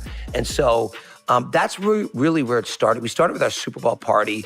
And, our Super Bowl party, by the way, this was like this year's Super Bowl party. I was like, when I had many of the owners of the football teams come up and tell me this is better than the game itself, I thought, like, literally, that's what people were saying to me. Right? Yeah. We are, look, I think what we like to do is bring the right people together in a room and then great things happen. Here's the twist. Lil Baby didn't seem mad at Michael Rubin at all. In fact, he called Rubin a super great influence in his life. Though when pressed, he couldn't really explain how exactly Rubin influenced him. That vague answer had people side-eyeing hard. As for Rubin, he finally addressed those viral hug photos in an interview last year, brushing it all off as ridiculous. He claimed nothing unusual happened, just a bunch of people having fun with a little too much to drink. But the way Rubin kept talking about Lil Baby, praising him over and over, had folks saying it sounded less like casual respect and more like he was low-key crushing. Yeah, everybody's like, oh, he keeps talking about people wearing dresses. No, it's not. That is a weird thing. It's not like that. Look at it from a different way. Look at it. Show me one person that ever wore a dress in Hollywood unsuccessfully. That's how you understand what a ritual is.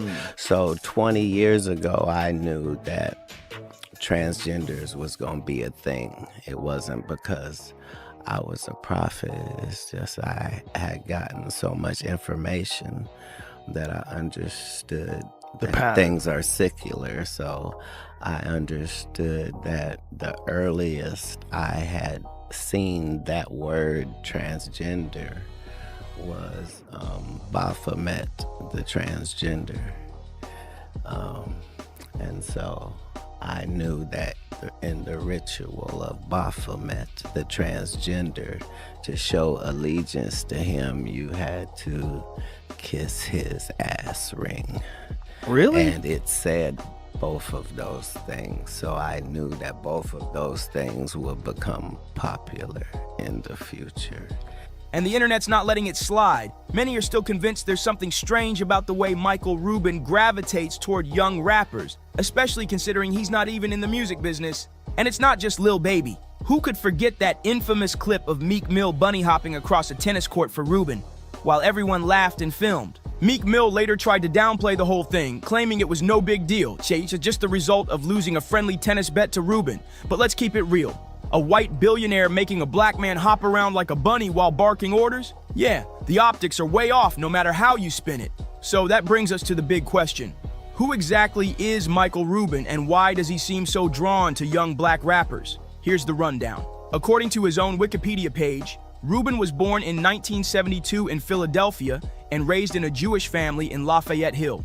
By the age of 14, he wasn't just a regular kid. He was already running his own business, using his bar mitzvah money and his dad's store lease. He opened a ski shop like it was nothing. He briefly attended Villanova University, but that didn't last long. He dropped out after one semester when he landed a $200,000 overstock gear deal backed by a friend. He flipped that profit into expansion, sold off his shops, and launched KPR Sports, which hit $50 million in sales by 1995. From there, Rubin founded what would become GSI Commerce, a multi-billion-dollar e-commerce powerhouse. Today, he's the CEO of Fanatics, Inc. Fanatics isn't just any company. They're the licensed sportswear giant for the NBA, NFL, MLB, NASCAR, Formula One, and even WWE. And according to Forbes, by mid-2025, Michael Rubin's personal net worth has soared to a jaw-dropping $10.6 billion. And now, on paper, that might sound like the classic middle-class success story, a sharp businessman who hustled his way to the top. But here's where it gets shady. A lot of people say Rubin's power isn't really about what he does, but who he knows. And honestly, it's strange because when you hear him talk, there's zero charisma. The man's eyes alone, people swear they look downright soulless. There's just something off about his whole vibe. Something that makes you wonder why so many rappers and pro athletes seem so eager to orbit around him. And that brings us to his now infamous all-white party. Fun fact, that concept wasn't even his. Diddy made it legendary in the late 90s. Back then, Diddy's Hamptons white parties were the most exclusive invite in the game. And today, many of the same A-listers who used to pack Diddy's mansion are now crowding into Rubin's, including Leonardo DiCaprio, who was snapped in 1997, living it up at Diddy's OG white party in the Hamptons. And here's Leo, front and center at last year's all-white bash hosted by Michael Rubin. Same with Jay-Z. Throwback to 2003 when he was spotted alongside the late Uptown Records founder Andre Harrell at Diddy's legendary White Party. Fast forward and there's Jay again, this time with Beyonce, smiling for the cameras at Ruben's mansion just last year. Now the whispers are getting louder. People are saying Ruben didn't just borrow Diddy's concept, he took over the entire lane. And some even suspect he might be running a quiet blackmail game through these high-profile gatherings. There's talk that Ruben, along with a tight circle of older white billionaires, has a thing for getting young black rappers to participate in humiliating rituals. No one's claiming it's outright forced, but plenty believe these artists go along with it. For some, it's to get help with sticky legal troubles. For others, it's the promise of career boosts, chart-topping albums, or awards. But the chatter doesn't stop there. Fans are tying all this to what Cat Williams has been preaching for years. On Joe Rogan's podcast, Cat flat out claimed these elite industry parties involve bizarre, coded rituals, and that what the public sees is just the surface. Behind the scenes, he says it's a whole different world most people couldn't even imagine. So what do you think? Is this all just conspiracy talk, or is there something shady going on in those Hamptons mansions? Drop your thoughts in the comments, hit that like button, share this with a friend, and don't forget to subscribe because the next story we've got is even messier. Why have I been getting calls? Because this is like... Why am I getting calls and I haven't even said anything? Because this is the monster of all monsters. Who? Me? This Diddy case. Why would I, Jason Lee, I'm getting calls and I haven't even said anything. They ain't called me to go to the Rock Nation brunch. They haven't called me to go to the Gold Party. To accept being honored. They haven't called me when we offered to honor Jay-Z at the award show. They didn't call me to go to the press conference about striking the deal with the NFL while we were kneeling for Kaepernick. They didn't call me to ask me what I thought about her hair care product. They didn't call me to offer a free bottle of her perfume. I didn't get to go backstage on her tour for the Renaissance. In fact, when the video circulated making it look like I've been chasing her around like a super fan, which I am a super fan, but I chase nobody. Nobody's called me to clear that up. I haven't gotten a delivery of white flowers with a little card from Beyonce. Why is everybody calling me now? Oh, and you also stopped. We not gonna even go there. I stopped a major thing for Beyonce. Didn't even get a thank you. But now everybody's why is everybody calling me now? Because I'm a firefighter.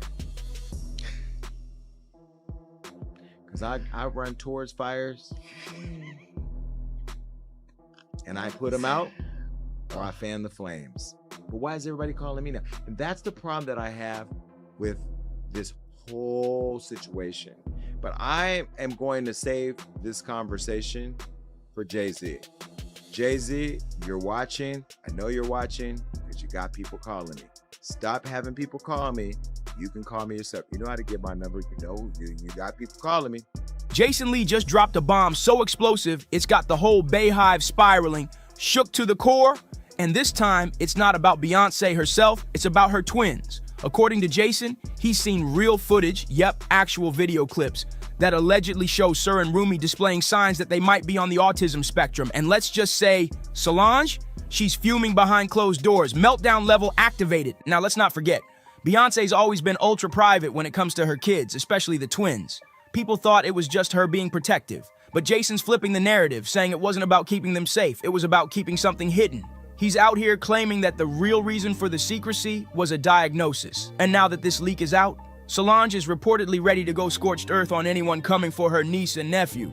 So what exactly is in this footage that's got the entire Knowles inner circle on panic mode? Is Jason telling the truth or just crossing every line for clout? Either way, what was once private is now public, and the drama just got deep. Tell them while Johnny puts a beep over this part of the show so you'll never know what it is, but I want you to see their reactions, and I'm going to do it right now.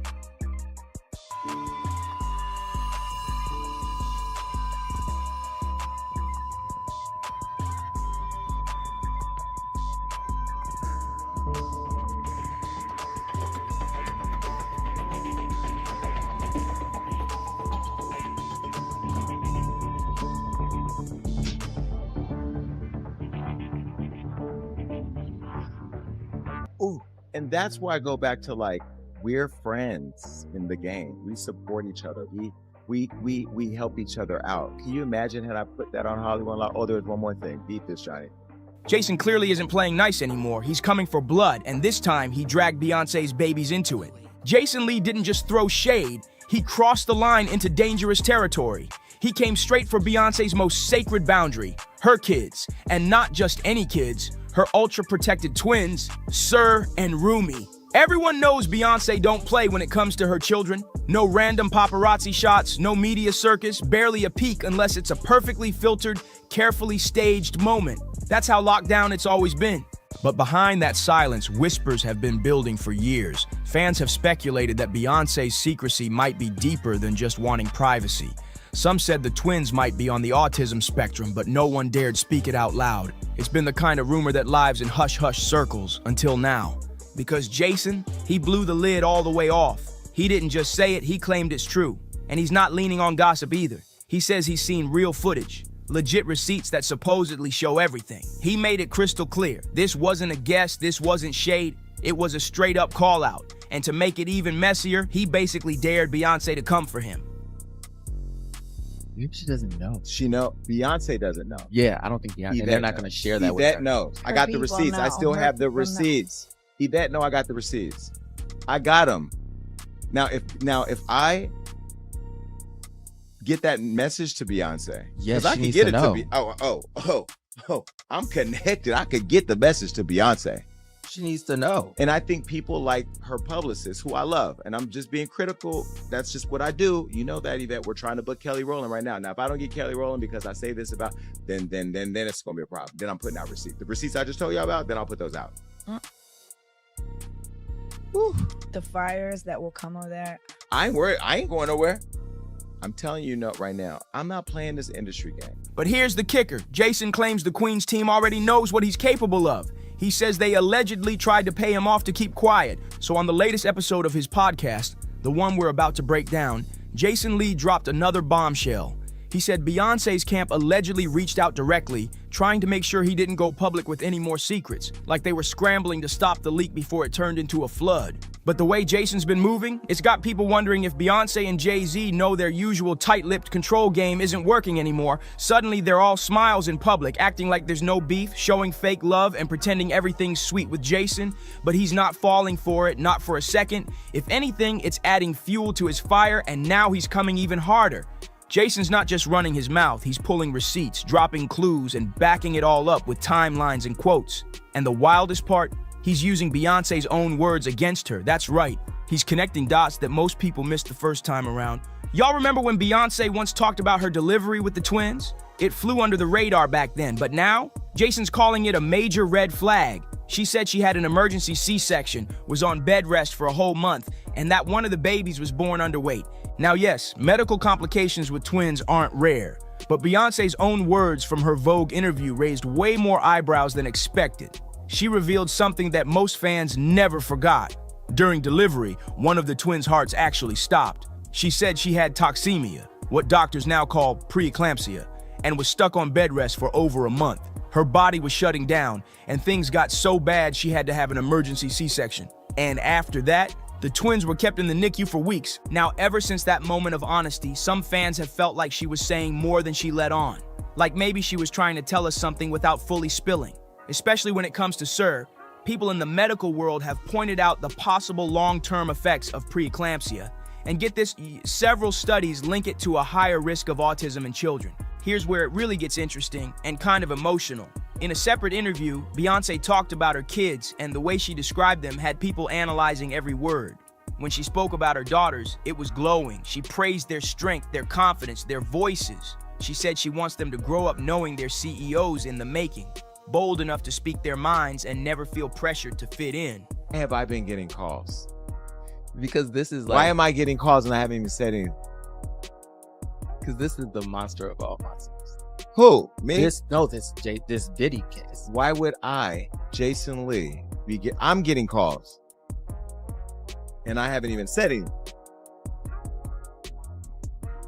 They ain't called me to go to the Rock Nation brunch. They haven't called me to go to the Gold Party. To accept the honor. They haven't called me when we offered to honor Jay-Z at the award show. They didn't call me to go to the press conference about striking the deal with the NFL while we were kneeling for Kaepernick. They didn't call me to ask me what I thought about her hair care product. They didn't call me to offer a free bottle of her perfume. I didn't get to go backstage on her tour for the Renaissance. In fact, when the video circulated making it look like I've been chasing her around like a super fan, which I am a super fan, but I chase nobody. Nobody's called me to clear that up. I haven't gotten a delivery of white flowers with a little card from Beyonce. Why is everybody calling me now? Oh, and you also stopped. Don't we not going to even go there? I stopped a major thing for Beyonce. Didn't even get a thank you. So why is everybody calling me now? Because I'm a firefighter. Because I run towards fires and I put them out or I fan the flames. But why is everybody calling me now? And that's the problem that I have with this whole situation. But I am going to save this conversation for Jay-Z. Jay-Z, you're watching. I know you're watching, but you got people calling me. Stop having people call me. You can call me yourself. You know how to get my number. You know, you got people calling me. But when Beyonce started talking about Sir, the entire energy shifted. Gone was the powerful, bold language she used for her daughters. Instead, she said she hopes Sir can be brave in a cruel world, and that she wants to protect him from what the internet says he should be, and help him affirm his own existence. That last line, it hit different. It wasn't just poetic. It felt deliberate, like she was saying something deeper without fully revealing it. That's the moment fans started quietly asking questions. Was Beyonce trying to tell us something without actually confirming it? According to Jason Lee, the answer is yes. He claims that was her subtle way of acknowledging Sir's condition, a severe autism diagnosis, without publicly putting it out there. And according to him, that's exactly why Beyonce has kept Sir even more hidden than Rumi. Jason alleges there's a clear reason behind the difference in visibility. He says Sir's condition is much more intense than his sister's, and that Rumi is considered high-functioning. That's why Rumi occasionally appears in public, but even then, it's under strict supervision. Remember the Cowboy Carter tour? Rumi was there, but always behind the scenes, tightly managed. Meanwhile, Jason claims Sir can't be placed in public spaces without total environmental control. And that's why, according to Jason, Sir has been kept almost completely out of sight. It's not just about privacy, it's about total protection. But let's be real, this isn't Jason's first time pushing this narrative. He's been dropping breadcrumbs for a while now. Some of you probably remember when he went on his show and boldly teased that he had major dirt on Beyonce. He didn't say it outright, but in one now infamous clip, yeah, the one we're about to show, he leaned in and whispered something to his co-host, and the look on their face said everything. But Jason didn't stop there. In that same episode, he upped the ante and claimed he had real receipts, actual proof, and was ready to expose it all. Unless Beyonce agreed to send Kelly Rowland to appear on his show. Yup, he straight up gave her an ultimatum, make it happen, or everything's coming out, and the way he said it, it did not sound like an empty threat. Now obviously Beyonce wasn't about to let someone boss her around, and Kelly Rowland never showed up for that interview. So guess what? Jason kept his word and started spilling, and now he's taken it even further. Jason just claimed on record that Beyonce and Jay-Z allegedly had Sir locked away in a facility. And this is the part that had everyone doing a double take.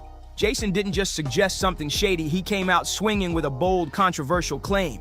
He said Beyonce and Jay-Z couldn't handle Sir's condition on their own, so they made the decision to place him in full-time care. Not just with a nanny, not in their estate, a private, ultra-luxury facility. Still, it's not their home. And that detail, that's what left fans completely rattled. People are split. Some are calling it straight-up abandonment, while others say maybe they had no other choice. But one thing's for sure, it doesn't match the Carter image we've all been fed. For years, they've painted the picture of the perfect, unshakable, tight-knit family. So the idea that one of their own kids, their son, is possibly being raised somewhere else, even if it's the best money can buy, it's unsettling. And get this, it's not just Jason saying it. Azealia Banks, the queen of chaos, added even more fuel when she jumped on social media with a reckless tweet. Stop hiding his son from the world. She warned that the truth would come out and even said Beyonce would look like a piece of crap for being ashamed of her own child. Brutal. Now say what you want about Azealia, but when her messy boots and Jason both say the same thing, people start paying attention. And Jason's not done. He's still claiming to have even more receipts, and he's threatening to drop everything if the Carters keep trying to shut him down. But here's the twist. It's starting to look like somebody in that family has officially had enough. And that somebody might just be Auntie Solange. Remember that time she posted a photo of a full-on voodoo altar on Instagram? Back then, people thought she was coming for Nicki Minaj, since Nicki had just thrown some slick shots at Beyonce and caught the heat. But according to Jason Lee, that post wasn't about Nicki at all. He's claiming that altar was actually a spiritual warning aimed straight at him, like Solange was telling him loud and clear, back off my family or deal with the energy. And honestly, knowing how Solange rolls when she's fed up, people aren't laughing this off. She's always been Beyonce's silent enforcer, and she's not afraid to make things very uncomfortable for anyone crossing the line. So now we've got Jason leaking alleged videos saying both Sir and Rumi are on the spectrum, claiming the Carters have been covering it up for years. And then there's Solange, dropping cryptic altars and spiritual threats like she's ready to go full defense mode. At this point, it's not just about wild rumors, it's about what the Carters might actually be hiding, and who's willing to burn it all down to protect the secret. And if Jason's still sitting on more footage, what exactly is he holding back? Drop your thoughts in the comments, because this situation is getting messier by the minute. Don't forget to like, subscribe, and share, and we'll see you on the next one. It's crazy. It really is crazy. These judges, these lawyers, this fraud, collusion, who knows what it's for, money or friendships or whatever they got going on. But I can honestly say that we should never go in the courtroom feeling like we're already the victims and we did nothing wrong. Looks like Jay-Z might have been way too busy in them streets back in the day, because now another woman just popped out of nowhere claiming he's her real father. And no, this ain't the same case with Rymir. This is a whole new situation. Just when it felt like that mess couldn't get any wilder, now we got the streets whispering that Jay used to be a full-blown player on a legendary level. So what's really going on here? Are we about to see a whole lineup of surprise kids coming out the shadows? And why did this alleged daughter stay silent for this long? Did she finally get tired of holding the secret, or was something or someone keeping her quiet? And now everybody's eyes are locked on Beyonce. If she was already heated over the drama surrounding Rymir, imagine how she's reacting to this second woman stepping forward with the same kind of claim. Is Queen Bey really about to become stepmom to not one, but two alleged love children? That's not just messy, that's nuclear-level chaos. Rumors are already flying that Beyonce's patience is wearing thin, and this might be the final straw. Are we looking at a secret double life Jay's been hiding? Or is this the beginning of a full-blown divorce scandal about to shake the industry to its core? So let's talk facts. The woman making these wild claims is named Letitia Macer, and she's not backing down. She says her own family been telling her since day one that Jay-Z is her real father. And according to her, there's zero doubt in her mind. Like, none. She's based out in Maryland, and now she's stepping straight into the spotlight, ready to let it all out. Letitia first shook the internet with a bold Instagram post that read, "I've been quiet for far too long. Join me as I tell you my story of living in the shadows of being Jay-Z's daughter in a city where everyone knew he was my father." She didn't just stop there. She opened up about her tough childhood, saying she had to watch multiple sclerosis completely break her mother down. She described how the fun, lively mom she once knew ended up bedridden 24/7. And while dealing with all that, Letitia claims she was still out here raising 4 kids, including a set of twins, working 2 jobs at a prison, and going to school full-time. That's real-life survival mode. But here's where it gets even wilder.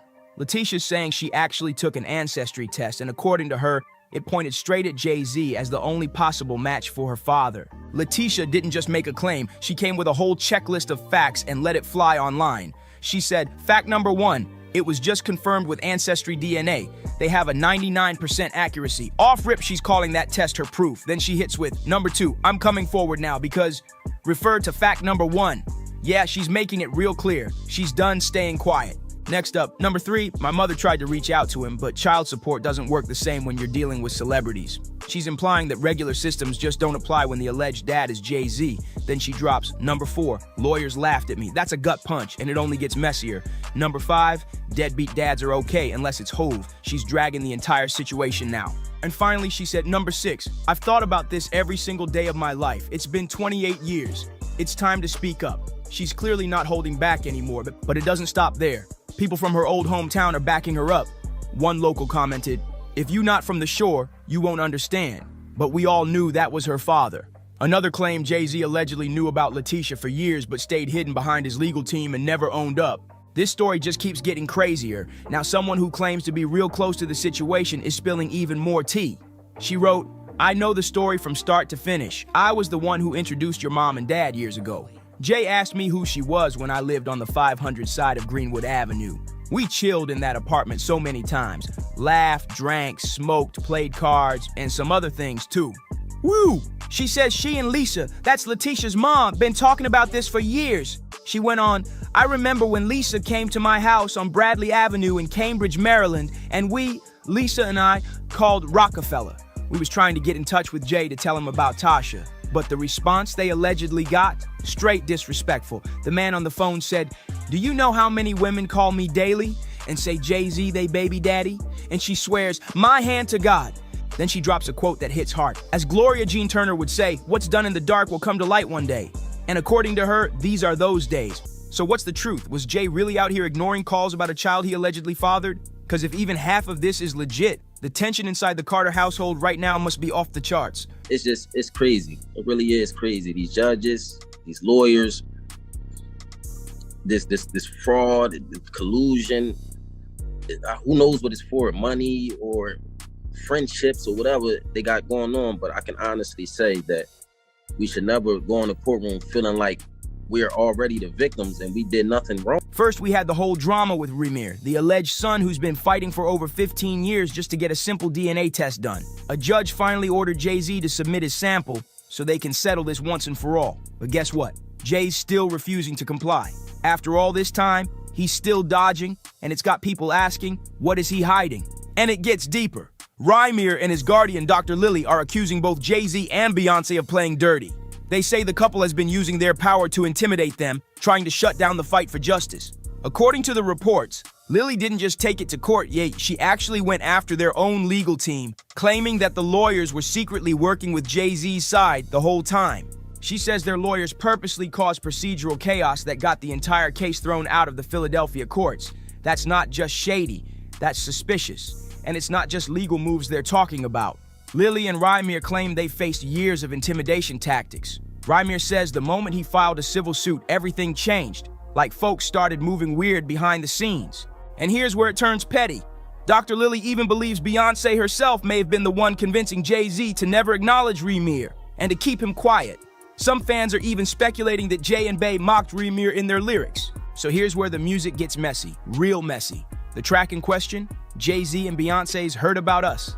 In the song, Jay drops these shady bars. Billie Jean in his prime for the 1000th time, the kid ain't mine. Online they call me dad kiddingly. You're not supposed to take this dad thing literally. Yeah, he basically brushed off the paternity talk like it was just gossip. Then he throws in, that's too famous, and we don't even really do famous. I'm cool on that, chuck the 2 fingers. Every day I'm getting sued, I show up to court without a suit. It's given I'm above all this while still sneak dissing hard.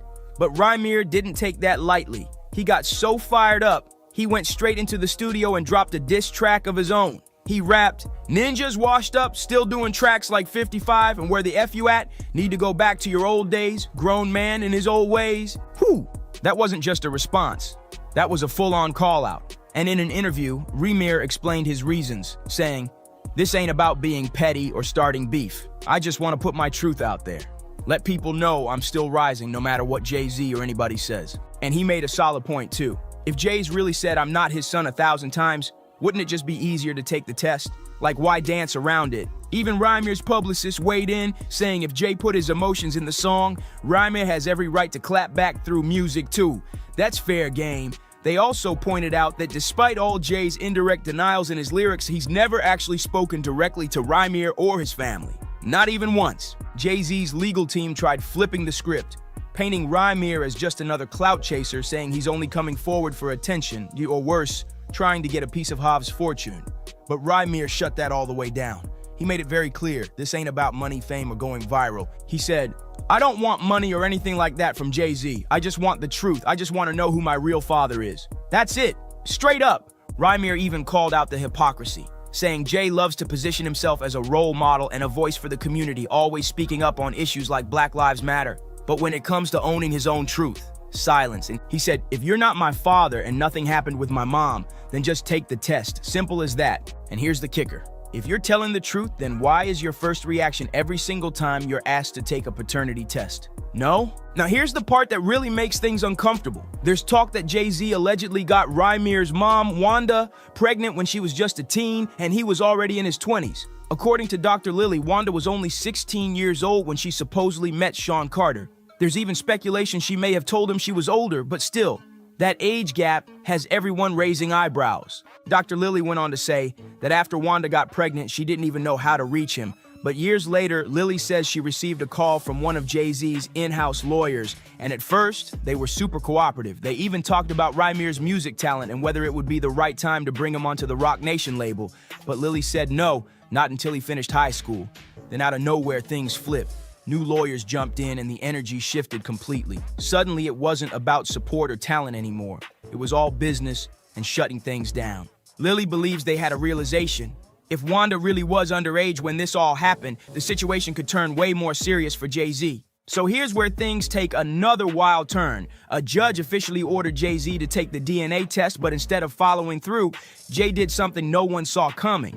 Rather than agreeing to the test or even addressing the actual paternity claims, he flipped the narrative and came for Rymir instead. In court documents, Jay-Z's legal team accused Rymir of allegedly harassing him for years. They straight up labeled the whole case as baseless, and even went so far as to call Rymir's actions obsessive. Their argument that this whole situation has already been dismissed by multiple courts and Rymir just keeps dragging it back up like he's stuck on repeat. That's what actually led to a past contempt order, according to Jay's team. Basically, they're saying this is old news that should have stayed buried, but clearly the judge doesn't agree. Because if this was all really handled and dead in the water, why would the court still be demanding a DNA test? That's what's got people talking. It feels like there's more to this than Jay's team wants out there. And now, in a classic legal move, reports say his lawyers are stalling, using every trick in the book to delay the process. Jay-Z's legal team is now asking the court for more time to respond to the lawsuit, claiming the case might have been filed on May 6th, but Jay allegedly didn't even know about it until June 3rd. They're basically saying the lawsuit wasn't properly served, but let's be real, fans aren't buying it. A lot of folks believe this is just another stall tactic, a way to buy more time and figure out how to spin the situation. And now that this new alleged daughter has entered the picture, it's not looking like something Jay can sweep under the rug. The timing is wild, and insiders say Beyonce is at her breaking point. Word on the street is that this might be the final straw that pushes her to finally walk away. She's not trying to play stepmom to multiple outside kids, especially not in front of the whole world.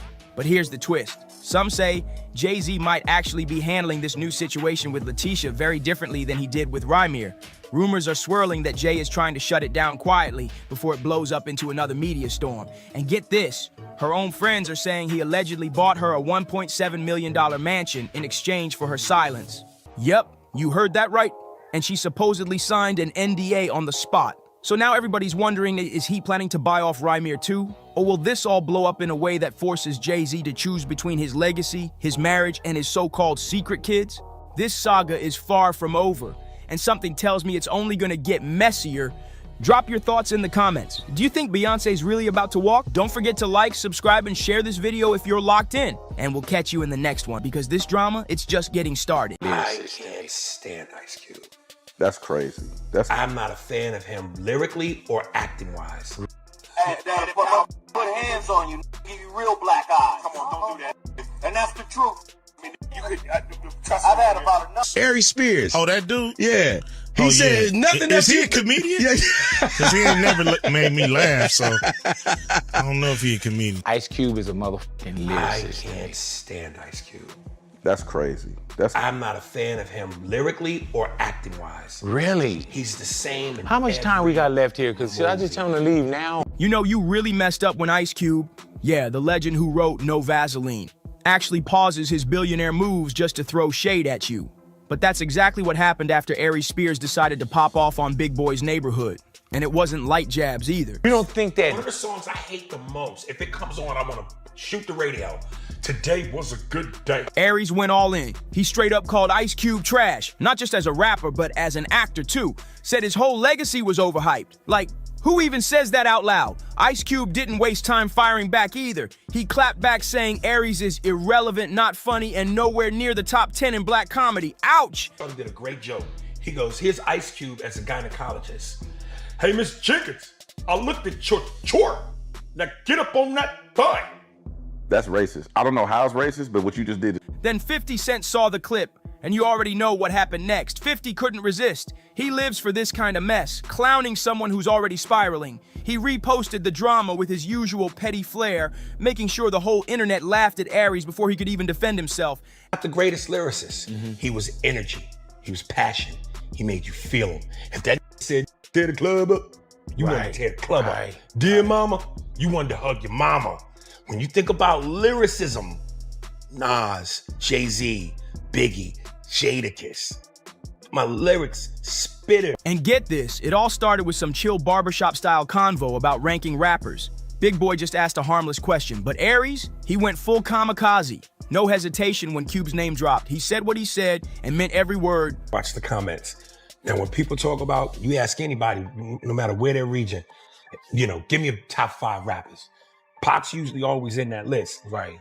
I don't ever put Pac up there with the... But here's the kicker. He didn't stop there. Nah, that was just a warm-up. Next, he dragged Today Was a Good Day. Yeah, that song, the West Coast anthem, the one track even your grandma knows. Even Big Boy's co-host tried to save him, laugh it off, steer the convo somewhere safe, but Aries Spears just wouldn't let up. I saw a comedian speaking kind of bad about you, man. Who is this? Aries Spears. Oh, that dude? Yeah.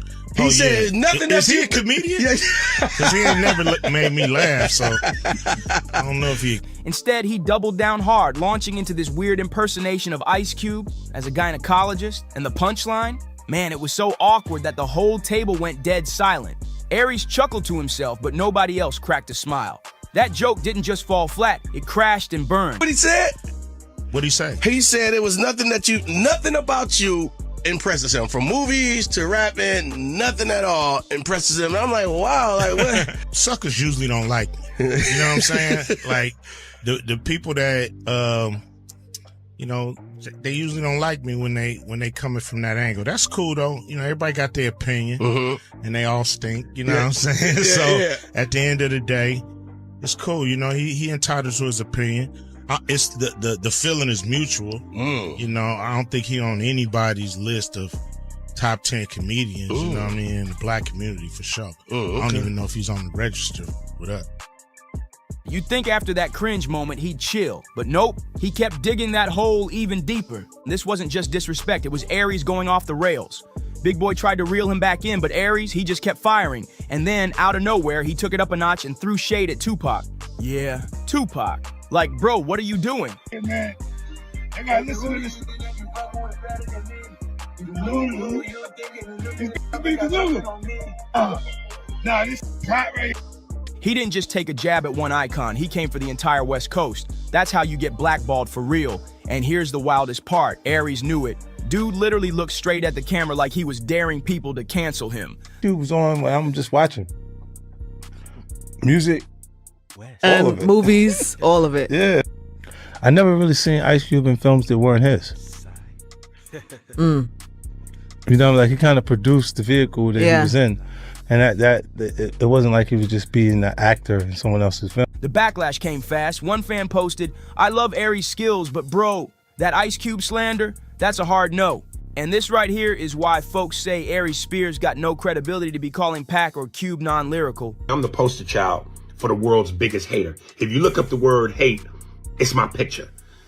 When did we get to a point where unless your opinion, and last time I checked as human beings, we're all allowed to opinions.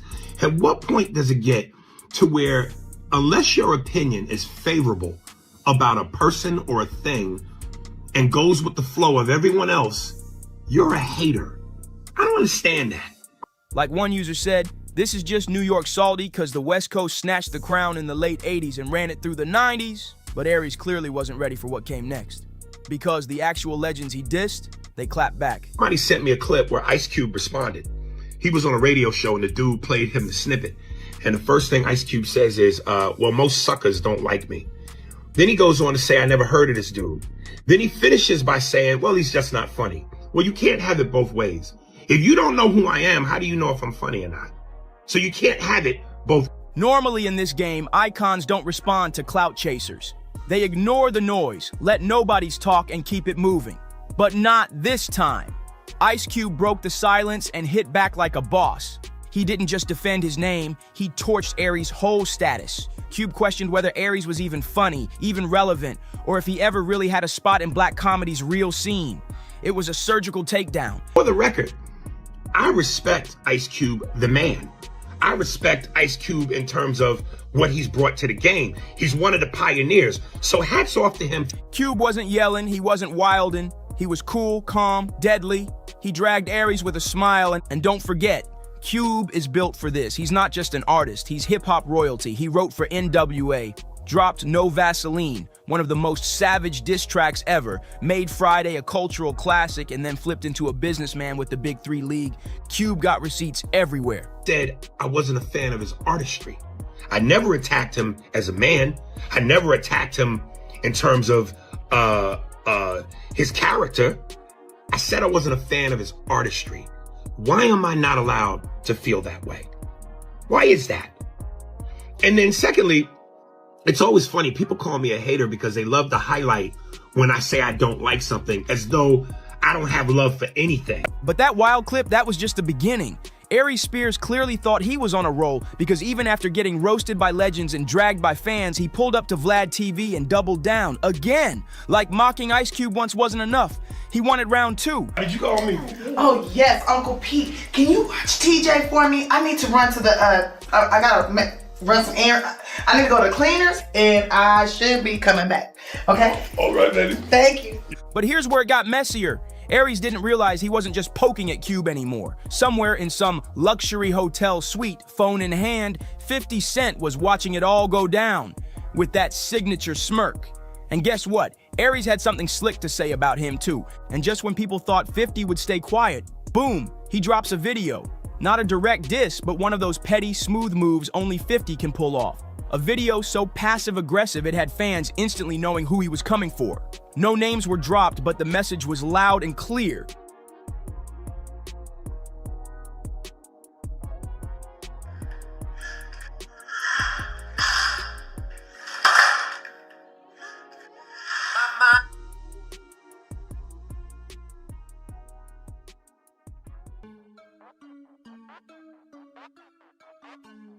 .50 was calling somebody delusional, and we all knew who. But hold up, why did 50 even jump in? He's got a million things on his plate. Power, BMF, TV deals, liquor empires, touring the world. He doesn't just throw shade for no reason. Here's what people forget. 50 and Ice Cube go way back. Mutual respect. Real ones recognize real ones. So when Aries came for Cube, he unknowingly stepped into a two-man firing squad. Equation will never be satisfied. Why? Because some other will come along that'll take and blow the world up, and you'll want to be that. And then some other will come around and have as talented as you, or possibly more, and then you're going to get upset because again, you focus on everything that is not you. Hold up. Everything you want, wait a minute, but not what's in your present space. Ice Cube gave 50 Cent a cosign way before Hollywood ever did. Back when folks were still doubting 50's acting game, Cube was one of the first to back him up. And 50? He always returned the love. Every interview, every shout out, he gave Cube his flowers without hesitation. So when Aries Spears came for Cube, he messed with someone that 50 actually respects. And Aries? He's exactly the kind of comedian 50 can't stand. Loud, messy, and stuck in the past with nothing new to show for it. That's 50's favorite kind of target. So 50 popped out loaded, and of course he brought bars. He posted, "Check my temperature, I'm ice cold. The hood left the left side of my chest froze. Need help with your bills? I'll write you a referral-ish. Might even get you a love contract." Yeah, that was direct heat. No name dropped, but Aries definitely felt it. Feeling the sting, Aries spiraled straight into an emotional rant, this time going harder at Cube than ever. He wasn't just talking, he was clearly hurt by what Cube said about him. But here's where Aries really lost the plot. In one breath, he's claiming he respects Ice Cube as a man. And in the same sentence, he says Cube has never done anything impressive. That wasn't just a bad take, that was a full-on contradiction. And the internet caught it instantly. People weren't mad at Aries for having an opinion. They were mad because he flip-flopped and then tried to play the victim when folks clapped back. Comments came flying in. One person said, "You can't dish out hot takes and cry when someone matches your energy." Another wrote, "You're entitled to an opinion, but after that creepy skit, nah, you're not valid. Ice Cube's a made man out here, respect that." But then things took a dark turn because someone pulled out receipts from Aries' past. And just like that, this wasn't about hip-hop or comedy beef anymore. But let's talk about that Tiffany Haddish lawsuit. Back in 2022, Aries Spears and Tiffany Haddish were hit with a lawsuit that had everybody shook. The allegations, serious and disturbing. The case involved a supposed comedy sketch that critics say crossed every possible line. In it, a young child is left alone with a character played by Aries, and the scene, straight up uncomfortable. The camera lingers way too long, the energy is off, and people weren't laughing, they were disgusted. And yeah, it got worse from there. Way worse. The backlash hit immediately. Twitter exploded, timelines lit up, and even the Shade Room posted the footage, which tells you just how bad it got. The video was disturbing. And yeah, even though the case was eventually settled and the clip got scrubbed from the internet, the damage was already done. That stain on Aries Spears' name, it never washed off. So what did Aries do after all that heat? He ran right back to Vlad TV again and again and again.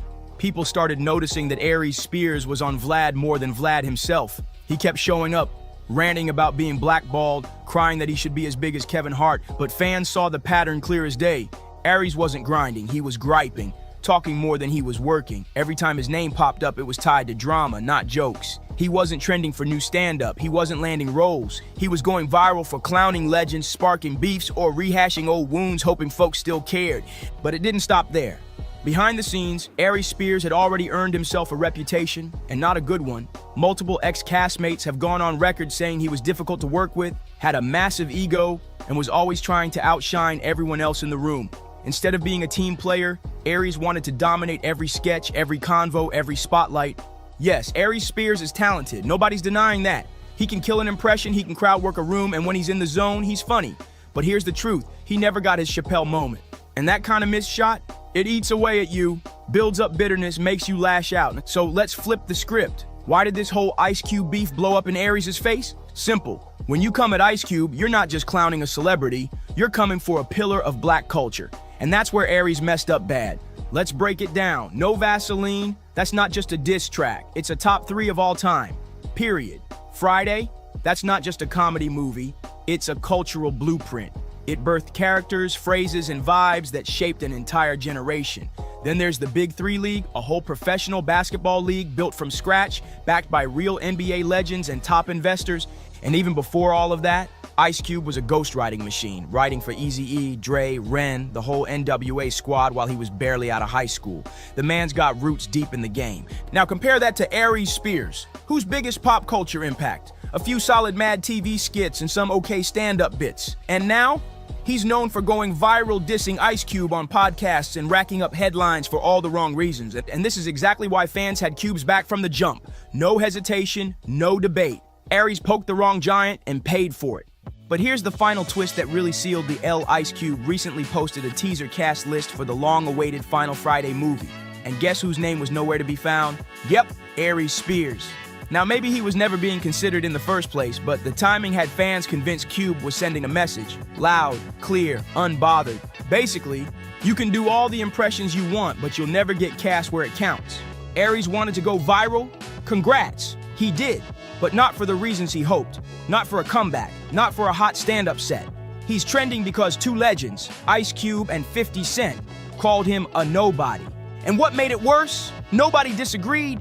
If you made it this far, you already know this one was messy.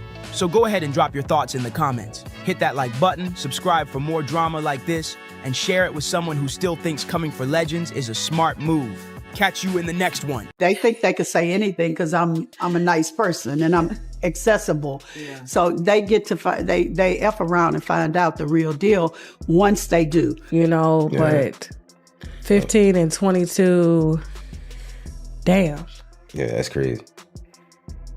Now I can kind of see why he's probably not claiming it, because it looks bad on his reputation, because he has a history. Like if you look at like even Beyonce, like he was in his 30s and Beyonce was barely 19. Now you out here talking about Matthew and how he cheated on you for 31 years and you stayed all 31 years, and that's why Beyonce staying all 31 years with her husband. He can cheat with children. She don't give a... Jay-Z had a gag order or get something, like trying to get a gag order and try to... If my thing is, if this is not my son, I'll just take a test, get over it. Yeah. I mean, the fact that you did dodge and whatever, to me, I don't know. I think his mom was underage or something when he was born, so I think that's probably... Tina Knowles is out here making serious threats. And this time, it's aimed straight at Jay-Z's alleged son, Rymir. Word on the street is she told him point blank he's gonna regret ever coming for her family. Rymir claims that ever since he started speaking out about Jay-Z possibly being his father, things got real dark. He says he's been getting creepy phone calls. Random people showing up at his house at 4 in the morning, and someone even planted a gun in his car. Like, this ain't no regular drama. This is some real deal setup energy. They definitely don't want it out there. I would say that. It's crazy to me. You know, I'm not asking for no money or nothing. I'm not asking for no handouts or nothing like that. I work every day. I take care of my family. Only thing I'm asking for is... And now, Beyonce's mom, Tina, just entered the chat. And not in a good way. Allegedly, she had her team reach out to Rymir with a warning, stop bringing up Jay-Z or else. But fans are calling her out hard. They're saying Tina's moving like a guard dog for Jay-Z, the same man who's been dragging her daughter through the mud for years. He's just a really smart guy, very smart and very charming and a good person.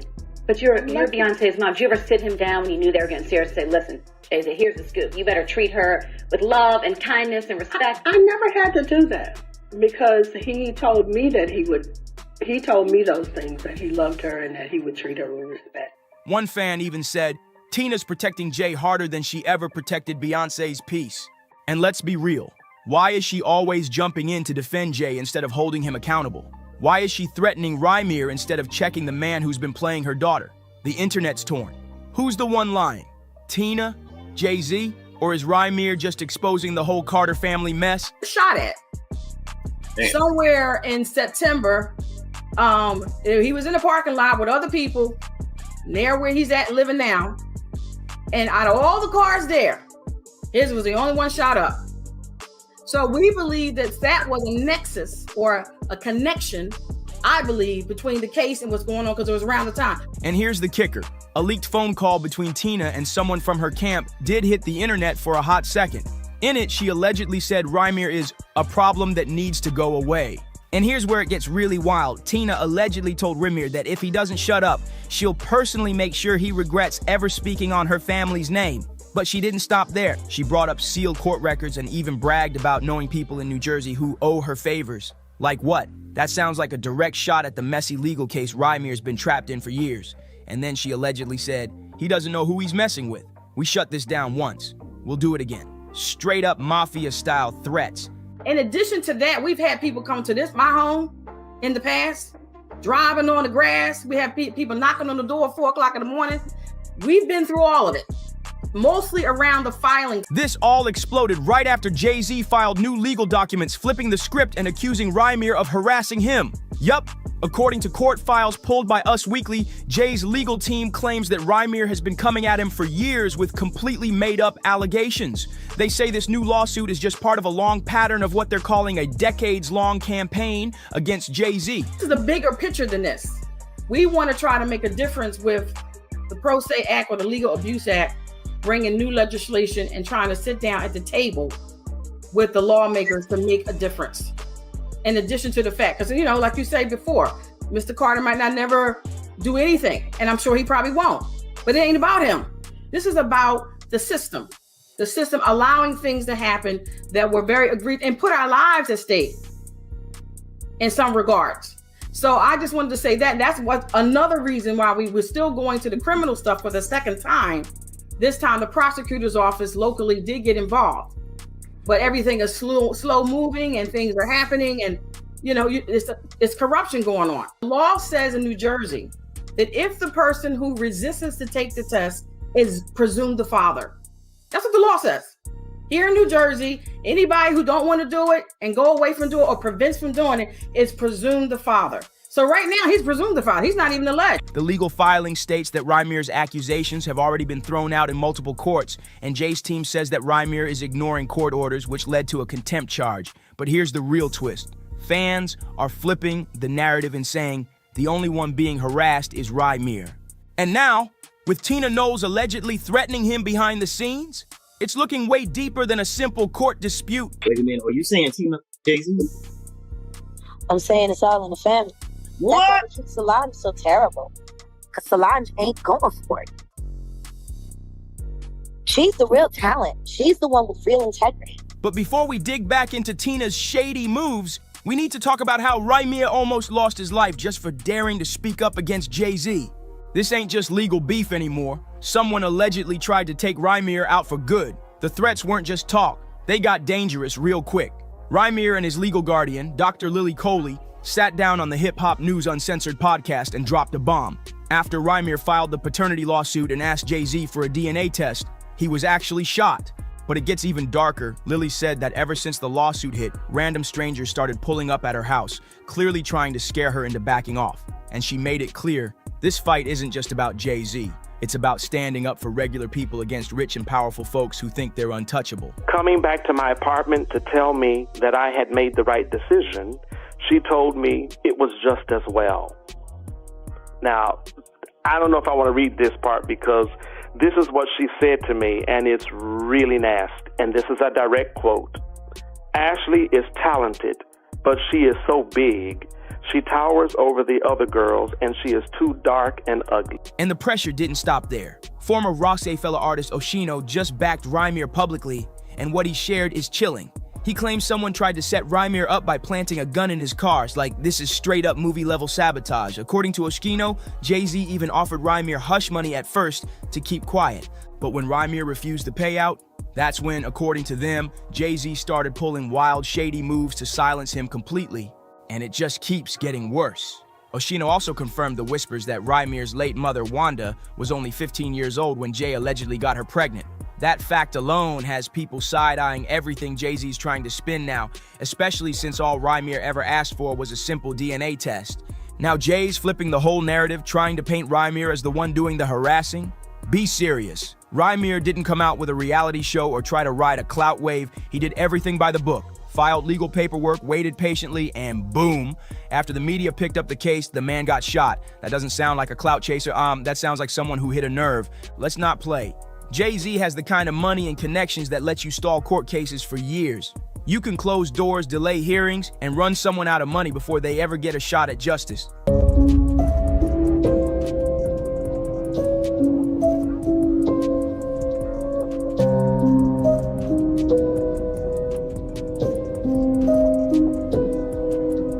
And Rymir's not letting that slide. He straight up accused Jay-Z of using his power to manipulate the system.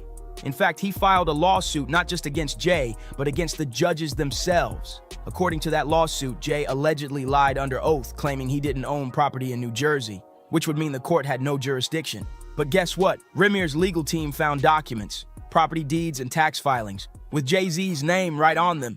The suit even named 6 judges, claiming they worked with Party Carter to keep tossing out the case, and they kept saying Jay had no ties to Jersey, even with the proof right in their face. The situation just keeps spiraling. The court filing also reveals that after Rymir began publicly exposing the injustice he faced, someone fired shots at his car. And it didn't stop there. Both he and his guardian, Dr. Lily Coley, were followed by unknown people around their own neighborhood. Cars were even pulling up onto their lawn at 4 in the morning like some kind of intimidation stunt. Rymir believes, without a doubt, now that all of this was orchestrated by people tied to Jay-Z. And now, he's not just going after Jay. He's suing the entire court system and the judges involved. He's accusing them of violating his constitutional rights and working together to shut down his voice. And let's be real, Rymir's already dealing with a lot. So why is Beyonce's mom now jumping into this and allegedly sending threats? Tina Knowles inserting herself like this doesn't just feel unnecessary, it feels off. Let's not forget, Tina's loyalty to Jay-Z has always raised eyebrows. She's defended him harder than Beyonce ever has. After Jay's cheating scandal blew up and humiliated Bey in front of the entire world, Tina still went on Instagram calling it a mistake and praising him like he's some misunderstood saint.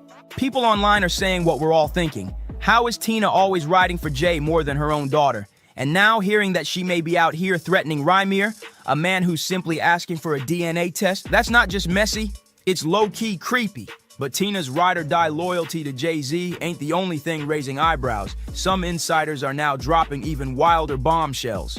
And leading the charge is none other than Jaguar Wright, who's calling Tina out big time for what she says is a weird, almost obsessive loyalty to Jay-Z. Jaguar claims that Tina was the one who pushed a young Beyonce into being with Jay-Z. Not just approved it, but allegedly sold her out to the industry. She says Tina was so into Jay that the moment he showed interest in Beyonce, she basically nudged her daughter to go with it, no matter the age difference or power dynamic. But buckle up, it gets even messier. Jaguar went as far as claiming that Tina and Jay-Z might have had something going on before he ever got with Beyonce. That accusation alone sent social media into a frenzy. And here's where it gets real suspicious. After Tina finalized her divorce from Richard Lawson last year, fans noticed he signed an NDA, and get this. The NDA reportedly forbids him from ever saying anything negative about Jay-Z. Like, why would that even be necessary unless Jay-Z was hiding something major? What exactly did Richard see behind the scenes at those Carter family dinners? Now, what's crazy is that Tina didn't just ignore the age gap between Jay's and Beyonce. She also overlooked the fact that when Jay-Z and Beyonce first got together, Jay was literally on probation for stabbing someone. That's right, Jay-Z had been accused of stabbing music executive Lance Rivera at a club, later pleading guilty to third-degree assault and landing a 3-year probation sentence. And what did Tina do? She still gave him the stamp of approval like it was nothing. But that's far from the only controversy tied to Miss Tina Knowles. Turns out she's been problematic way before this whole Rymir mess even popped off. According to Beyonce's former vocal coach, David Lee Brewer, Tina once made some wildly colorist remarks about a young, dark-skinned girl who was in Beyonce's first girl group, Girls' Time. Brewer said Tina allegedly called Ashley Tamar Davis too big, dark, and ugly. Like what? So when Tina tries to come for Rymir, or anyone really, fans are reminding her that she's got her own dirty laundry. And just when you think the drama can't get any messier, Tina reportedly came for Nicki Minaj too. All Nicki did was show a little support for Rymir and hinted that she had her own weird run-ins with Jay-Z. It started when 50 Cent posted a headline about Rymir's case with a messy caption. "Can somebody help me with this one? What does this man want? He's a 34-year-old man. There is no back child support. Why exactly does he want?" But we're all thinking the same thing. That is his nose. LOL.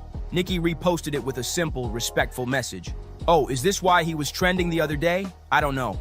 I hope all is well. To God be the glory. In case you've been out the loop, Nicki Minaj has been going off on Jay-Z lately, blasting him all over social media and even claiming that Roc Nation is about to get hit with a RICO case any day now. And guess who just had to jump in again? Yup, Tina Knowles. Tina decided to post a fan-made video of her and Beyonce to her Instagram story, and it wasn't the video that caught attention, it was the caption. Tina wrote, "Good morning.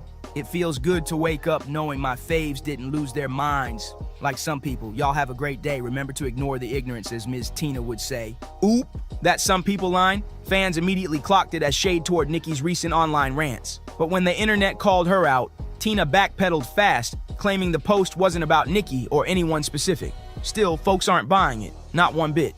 Between Tina shading anyone who dares to speak on Jay-Z and her allegedly threatening Rymir just for wanting to know who his father is, people are over it, like way over it. Social media has officially turned on Miss Tina, and now the conspiracy theories are getting wild. Some users online are even claiming Tina is into some dark stuff. We're talking accusations of witchcraft, spells, and a history of harassing people behind the scenes. One user on X didn't hold back, writing, "A Creole witch with nothing else on her mind but living through her daughter's fame. She needs to worry about why she's had so many failed marriages." And it didn't stop there. Another commenter went off saying, "The fact that Tina Knowles keeps inserting herself into this is just pathetic. Where was she when her son-in-law was out here disrespecting Beyonce? Where was she when all those sacrifices were happening? You evil witch. Your whole family is twisted and straight up satanic." And just when you think the accusations can't get any wilder, boom! Another voice steps forward claiming that both Tina and Jay-Z are deep into the dark arts. The story they're telling, it's way creepier than you'd ever imagine. And if it's true, it might just change the way we see this family forever. Now, we want to hear from you. Do you think there's something deeper going on with Tina Knowles and Jay-Z? Is this just drama? Or is there real darkness behind the scenes? Drop your thoughts in the comments. Hit that like button, share this with your crew, and don't forget to subscribe for more wild celebrity tea. See y'all in the next one. Ain't nobody around to tell them what to do, and they just get to act a fool. Free Beyonce. We love y'all. We love y'all. We want y'all to get it right, at least get it close to right. And obviously it's subjective. Y'all don't gotta clap at everything. They built an empire off of secrets, but now that silence is cracking wide open. Whispers about Beyonce and Jay-Z are turning into full-blown roars. And this time, it ain't about chart-topping hits or red carpets. We're talking betrayal, legacy, and a buried truth that could shake their empire to the core. To find out who my father was, and for the case not to go how I was planning it. I really thought it was going to go different than. Court insiders are saying a judge may have officially ordered Jay-Z to take a DNA test, all because Rymir Satwa, a 31-year-old man with uncanny features just like Hov, claims he's the result of a hush-hush fling from the early 90s. Not just about me. If I got to fight for all of us, I will, but I won't let the court systems just walk over me. I won't let Jay-Z, I won't let no one just walk over me and tell me something because y'all just saying this. I want the truth. And if we can't go to the Supreme Courts, the regular courts, to find out the truth, what are they here for? Yeah, all right, we'll get to the legal things that you've been through, the battles. And if this test proves what Rymir's been shouting for over a decade, we're not just talking a new name on a birth certificate. We're talking a detonation under one of Hollywood's most bulletproof marriages. Obviously, it's subjective because, it's music and it's opinion-based, but, something. Word is Beyonce might already be moving like a queen in exile, packing her crown and preparing her escape.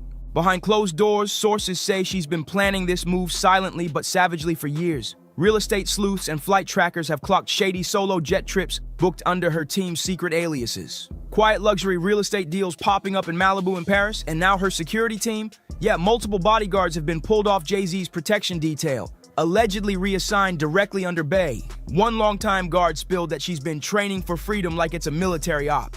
That's not just putting space between them, that's a whole exit strategy. So at what age then did you start to question, who your parents could be?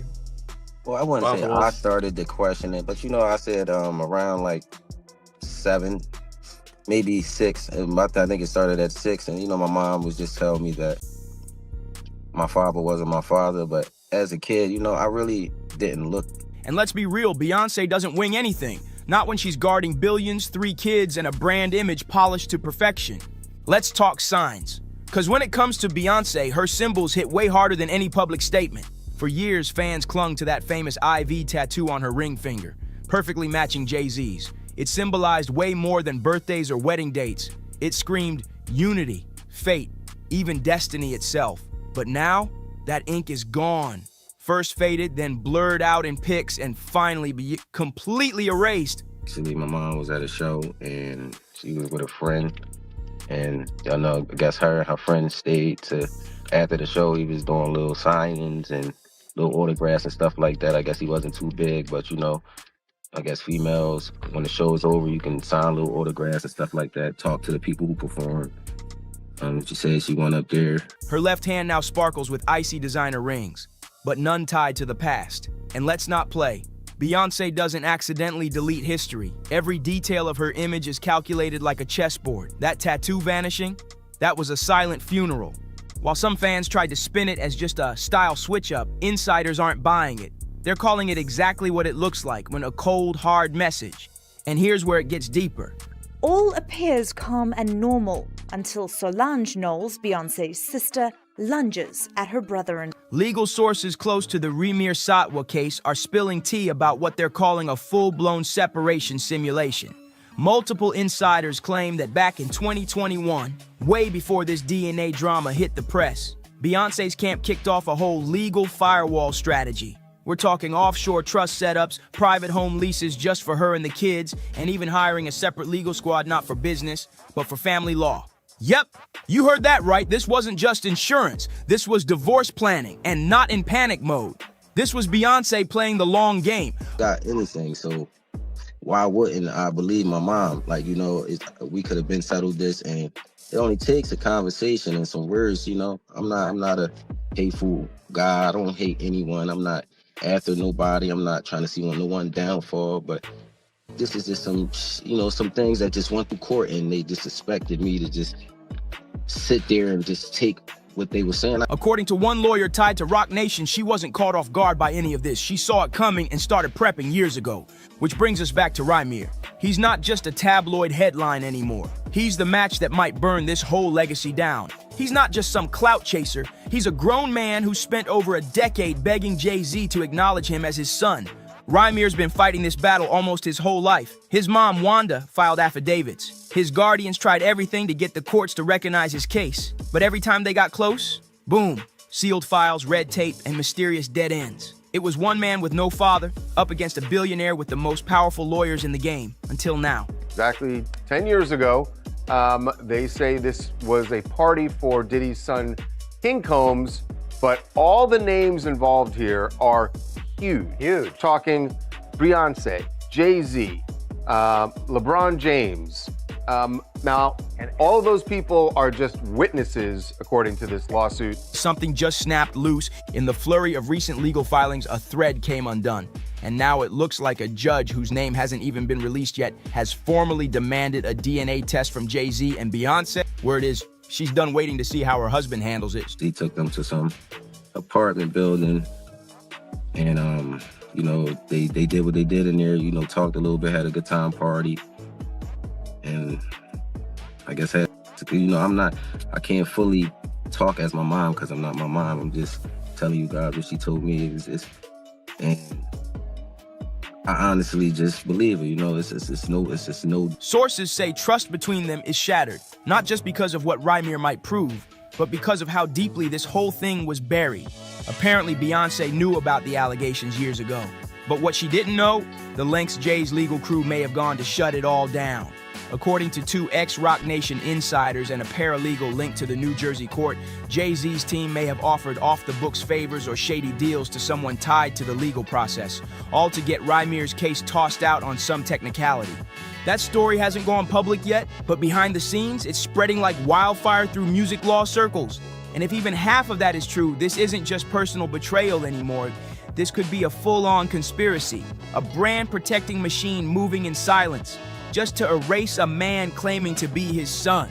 So there would presumably be people who could verify it or say it didn't happen. Yeah, and that's one of the problems. You're right. When you mention all those people, they may all have alibis. Well, Jay-Z certainly seems to have one. Yeah. So Jay-Z has mentioned that he's there with Beyonce, but we know that Jay-Z was in New York. Yes. The night that it was supposed to be. Now, the night of King Combs of his birthday, which happens to be April. Beyonce built her entire image on power, healing, and fierce feminine energy, a queen of strength, motherhood, and breaking generational chains. But now, she's starting to look like a silent accomplice, and for the woman who gave us Lemonade, that's a bad look.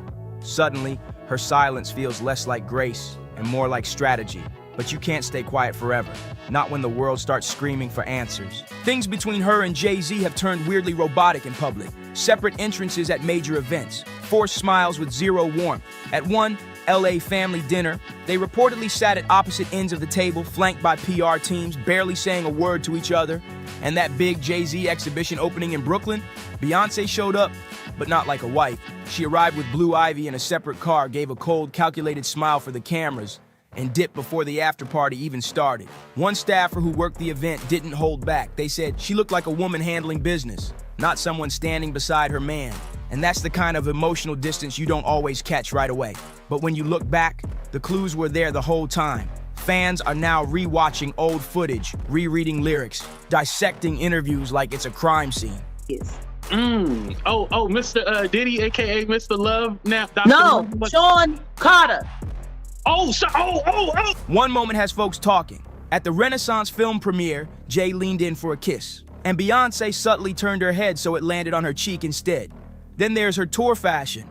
No more blues or blacks, just bold gold and icy silver, huge diamond rings, but not her wedding ring. And during her award show sweep, she thanked her kids, she thanked the fans, she thanked her team, but Jay-Z, not one word. All of this is casting a huge shadow over Jay-Z's own crisis, and it's getting darker by the day. While he's caught up in fresh lawsuits tied to alleged paternity and past misconduct, with claims flying from cover-ups to potential fraud and even murkier stuff, Beyonce looks like she's slipping out the back door. Her team is moving tight-lipped and tactical, shutting down media questions, quietly walking back any divorce talk, and even reposting old cozy family pics to keep the public calm. I got older and my mom just continued to say the same thing, and she never changed the name. Like, you know, she always was staying with the same name. I'm like, well, Mom, why? Like, as I got to 16, 17, I'm like, Mom, you've been saying this since I was a kid. So it's like, now my mom never lied to me, so why not? But don't get it twisted. Behind the curtain, the real story is looking way different. This ain't the first time we've seen this strategy. Carefully controlled photos, cold body language, and a slow, subtle shift in branding. Not Mrs. Carter, not the ride or die wife, just Beyonce Knowles. And for those thinking this might just be a bump in the road, Think again. A source inside her inner Houston circle just confirmed she's already met twice with a top-tier family law attorney, one who specializes in quiet breakups for high-net-worth clients. That's not speculation.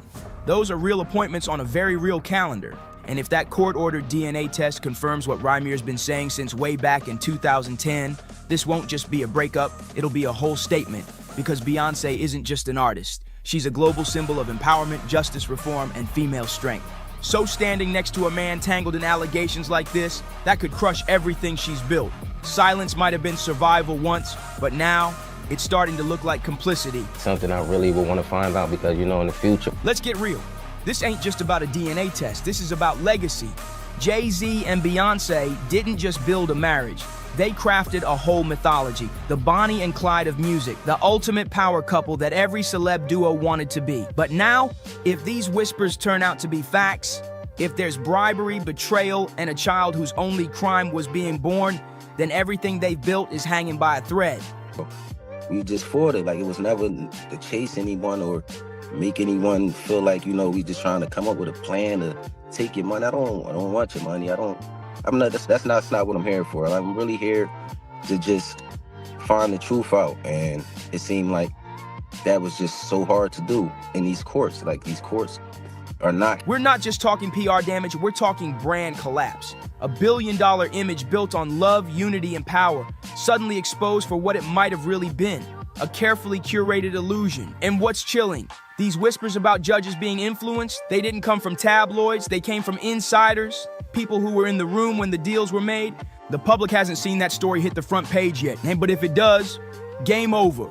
The silence from Beyonce's side is getting louder, and under that still, polished surface, something way more dangerous is bubbling up. If this split goes down, and all signs say it's already in motion behind the scenes, the aftermath won't be about mansions, kids, or curated Instagram feeds. It'll be about the truth finally clawing its way out. Felonies, I'm not crazy or none of that. It's like, I just want the truth, and it's so hard to get it from the courts. And it seems like Jay-Z don't want to say anything, so I don't want to see him go down for something that you could have just got taken care of. That's it. Because this didn't start with just a man looking for his dad. It started there. But now it could crack open years of sealed court files, ignored subpoenas, and names that pop up too many times in too many places. And those places, they just happen to be at the center of multiple ongoing federal investigations. We even traced Jay-Z's Gulfstream flight logs using a legit civil aviation tracker. And what we uncovered, it opens up even more questions, just ones that hit way beyond just family drama. A former Roc Nation insider confirmed that Jay-Z's private jet was logged landing in Miami just days before one of Diddy's infamous freak-off weekends allegedly went down. Another entry puts Jay's plane on the tarmac at Teterboro, the exact New Jersey airport used to fly VIPs out to Diddy's upstate mansion. And that estate? Yeah, it's now under investigation for alleged incidents involving coerced misconduct. Fact that anybody can find. Sure. But what happened once he got into this party at Diddy's house is outrageous. And I know we're supposed to take every lawsuit seriously because we don't know, we weren't there. The Gloria Estefan part, that's just the start. How Beyonce gets involved. So now people are asking, why was Jay-Z's jet touching down in all these same places at all the exact right times? Is this some wild coincidence, or was it all by design? One former Roc Nation staffer who only agreed to talk under anonymity said it flat out. Jay knew what happened at Diddy's parties. Everyone who got invited did. You don't just show up by mistake. And you don't bring your own crew. You use theirs. That's how it worked. If that's true, then we're not just talking guilt by association. This is about logistics, a paper trail. One Beyonce may have known about for months, if not years. And that changes everything. If she's been aware of this, then her silence isn't just about avoiding headlines. It's about strategic distance, a way to insulate herself from a potential storm that's reaching way beyond her marriage. This wouldn't be the first time Beyonce let silence do the heavy lifting. Over time, she's mastered a secret language, not spoken, but shown, through visual symbolism, body language, and who's not in the room. When Beyonce removed that IV tattoo, it wasn't just about ending a chapter with Jay-Z, it was a ritual. A quiet, surgical separation. That Roman numeral wasn't random ink. It symbolized their birthdays, their wedding day, their entire fairy tale mythology. Wiping it away wasn't some style choice. It was grief in reverse, a personal funeral for a marriage the world still thought was solid gold. But the cracks? They started showing long before the DNA drama. Beyoncé's been sending silent signals for years, wrapped in glam but dripping in emotion. Remember that pixie cut back in 2013?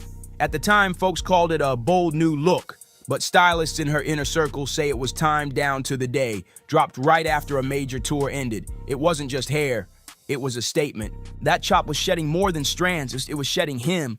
Since then, it's been one symbolic move after another. Wedding ring off, cold body language on blazing red carpets, and icy poses that made you feel the distance through the screen. These weren't fashion choices, they were power plays. When your voice is watched and twisted every time you speak, you let your body do the talking. And Beyoncé's body, it's been screaming. Her transformation during the Renaissance era is no coincidence. She's still shining, but now it's a different kind of glow. One that's glittering, but cold. Bold, but veiled. It's Beyoncé stepping fully into her power. Alone. No more performing as half of a duo. No more bending herself to fit the myth. This isn't just Beyoncé walking away from a man. This is her breaking free from a legacy. Every public moment since has been stitched with the same message. The mourning happened in private. The vows were torched off camera. And now, she's rebuilding. Not soft, not emotional, but strategic. Surgical. She's already halfway out the door and she's not looking back. And then we have Rymir, the man at the center of this storm. According to court filings and media statements, all he's ever wanted was truth. But instead of getting answers, he's been blocked at every turn. And now, sources close to the case say he's also being targeted. In the months before his most recent lawsuit dropped, Rymir reportedly received multiple anonymous phone calls telling him to back off, some even threatening. But here's where it gets disturbing. At least 2 of those calls were traced back to masked digital numbers tied to a well-known LA PR firm. And guess what? That's the same firm Beyoncé's team uses for crisis control and media cleanup. So let's just ask it straight. Why would Beyoncé's people have any reason to monitor, let alone contact, the alleged son of Jay-Z? She's never claimed him, never spoken his name. So why would Beyoncé's crisis team be circling a paternity case filed by a total stranger? Unless that stranger was actually a lot closer to her orbit than we were ever meant to know? If Beyoncé truly had nothing to do with hiding the truth, then why does her name show up in the metadata of legal communications tied to Rymir's case? A former paralegal who briefly worked with a law firm involved on the fringes claims she was given one clear instruction. Don't mention the singer. We're not supposed to name her in emails. That's not distance, that's orchestration. And it gets even darker. Legal watchdogs digging through the court records have flagged a mess of procedural red flags. Timestamps that vanish, hearings that were never scheduled, affidavits sealed for no clear reason. Then it gets shady in the clerk's office. Multiple court staff in New Jersey were mysteriously reassigned during the exact time Rymir's filings were allegedly delayed or misplaced. And here's the jaw dropper. One judge whose name shows up both in Rymir's court docs and in unrelated business deals tied to Roc Nation, he retired midterm. No press release, no public statement, just disappeared. If this is a cover-up, and all signs point in that direction, then we're not talking about some favor or slip-up. We're looking at a full-blown institutional defense system, a machine built to protect one of the most powerful families in American pop culture. Not just to shield Jay-Z from scandal, but to make absolutely sure Beyoncé never has to take the stand, never has to answer for what she may have known and when.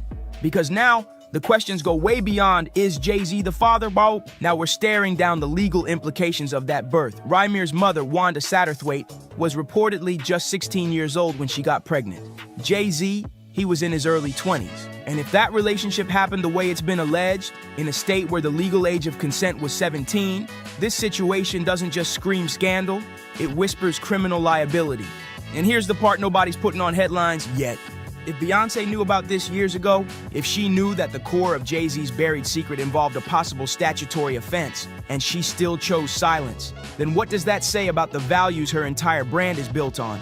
For years, we've been sold Beyoncé as a feminist icon, a generational healer, a champion for women, mothers, daughters, survivors, a goddess in heels who stood for truth, strength, and empowerment. But now, that image is clashing with a darker possibility, that she may have helped shield a man from accountability to protect the billion-dollar empire they built together. So what is this sudden split really about? A woman finding her freedom or a preemptive pivot before the explosion? Because let's not forget, court orders can be unsealed in a heartbeat. Depositions can leak when you least expect it. And if Rymir finally gets that DNA result he's been chasing for over a decade, the story changes completely. This won't end with headlines. It could blow the whole thing wide open. We're talking fresh lawsuits, possible appeals to reopen cases that were tossed out on technicalities. And if those sealed records ever get cracked open, the fallout could be massive. We're talking hidden financial transfers, buried internal memos, even leaked emails between high-powered legal teams and elite crisis handlers.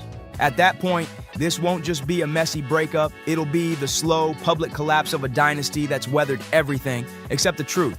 So now we turn it over to you. What if the DNA test confirms Jay-Z is the father? What if that truth drags out not just betrayal, but a potential crime? And what if Beyonce, the queen of control, the master of silence, knew the whole time and helped bury it beneath sold-out tours, flawless PR runs, and those Grammy speeches everyone called iconic? Is she making a clean break or covering her own tracks? Drop your thoughts in the comments. We want to hear everything. Do you think the Carter's empire is cracking? Or is this all just smoke and mirrors? Either way, one thing's for sure, this storm is just heating up. So make sure you like, subscribe, and share this video with someone who needs to see the real tea. Hit that bell so you never miss what's coming next. And as always, stay bold, stay curious, and we'll see you on the next one. When people are against the Illuminati, then they get punched in the face all the time. The press hates them, and nobody likes them. You heard the rumor? That Barack Obama and Jennifer Aniston had an affair that ended his marriage? People that I respect, some that I even love, who may or may not watch this show. Was Barack Obama's presidency the ultimate illusion? That's the question blowing up the internet again. Old whispers are roaring back, but this time with heat no one can ignore. And guess who sparked it? None other than Cat Williams. And that's the thing is, so the Bidens and the Obamas hate each other because Michelle Obama is very good friends with Hunter Biden's ex-wife. So that's led to a significant problem where they don't like Hunter, and if you don't like Hunter, Joe doesn't like you. So I would not be surprised if Holmes is right on with this of like, oh, well, why don't we do this? It's like, oh man, you give us problems, maybe you can have a problem. In a now viral set that hit harder than expected, Cat didn't just throw jokes. He peeled back the whole glossy image. While the world clapped for Obama's cool charm and polished speeches, Cat flipped the script completely. He called Obama a white-friendly black man, straight up saying he was more product than president. A clean-cut figure built to make the mainstream feel safe, not a real one who repped the block he came from. That wasn't just comedy, that was a call-out. I've not been funded. They pay you to not talk about things they don't want you to talk about. They tell you that themselves. Cat's delivery had people laughing, sure, but the message underneath? It cut deep. Was the Obama we praised just a brand? A symbol wrapped in hope but packaged for control? I mean, there's, not to add insult to injury, but there's a Daily Mail report out today saying Kamala Harris's marriage may be on the rocks. Like everybody's on the rocks. Again, I will say I love the Daily Mail, but the sourcing appeared weak. It was like people who know the couple, but like, I don't know if it's any better than that, but they're saying she's blaming him in part for her loss because he turned out to be such a hot mess liability. You buy it? And Cat didn't back off either. He went further, way further. He dropped hints about bigger forces moving behind the curtain. He basically said the whole Obama era was cultural engineering, a setup to keep people in line, not to shake the system. All that hope and change talk, according to Cat, it was just a carefully rehearsed performance to keep folks dreaming and not rebelling.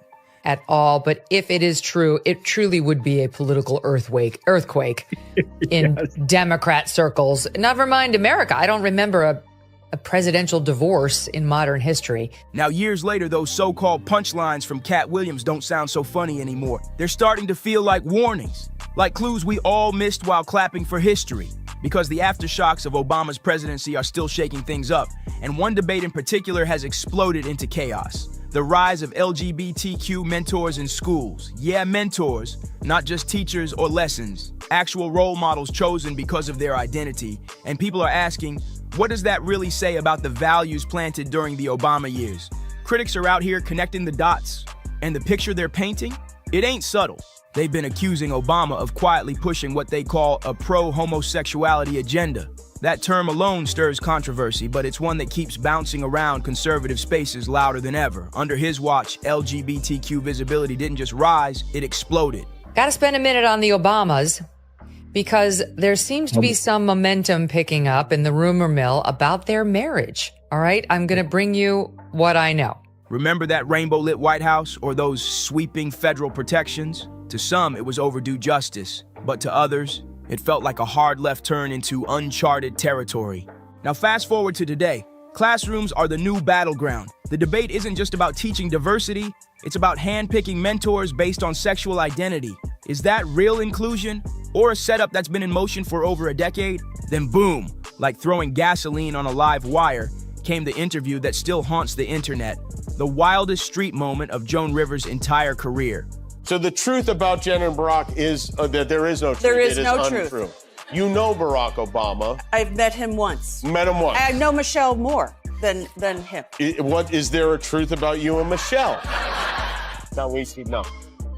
That is not true. Just weeks before she went in for a routine throat procedure that took a deadly turn, Joan casually dropped a bomb so bold it made headlines and conspiracy blogs spin out. With a straight face and zero hesitation, she told a reporter, "We already have a homosexual president. You know Michelle is a transgender."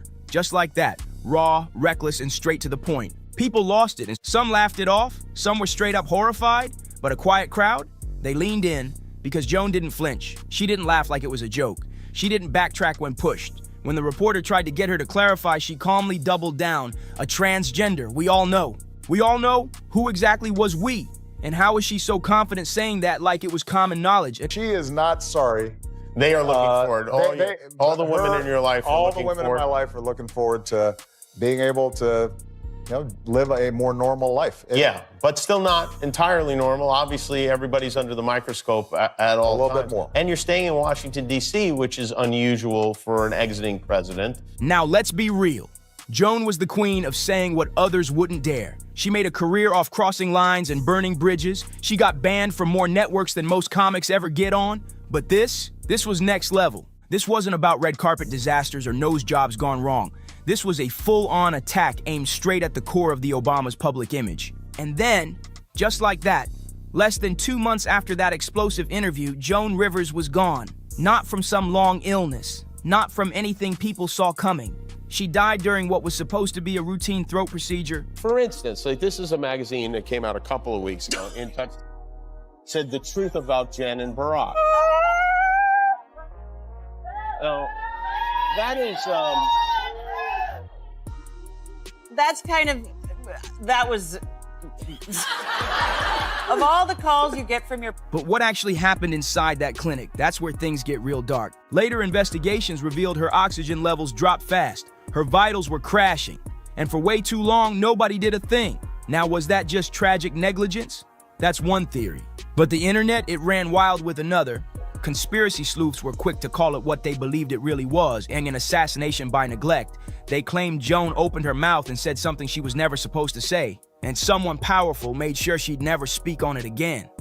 She's doing great in the school she currently attends, and our attitude is that if you have a teenager and you really want to make sure that they never talk to you again, then pull them out of high school right in the middle. Yeah, you're right. Of sophomore year. So, look, they've made so many sacrifices. They have, and they didn't get to decide that. Exactly. So I want to make sure that they get...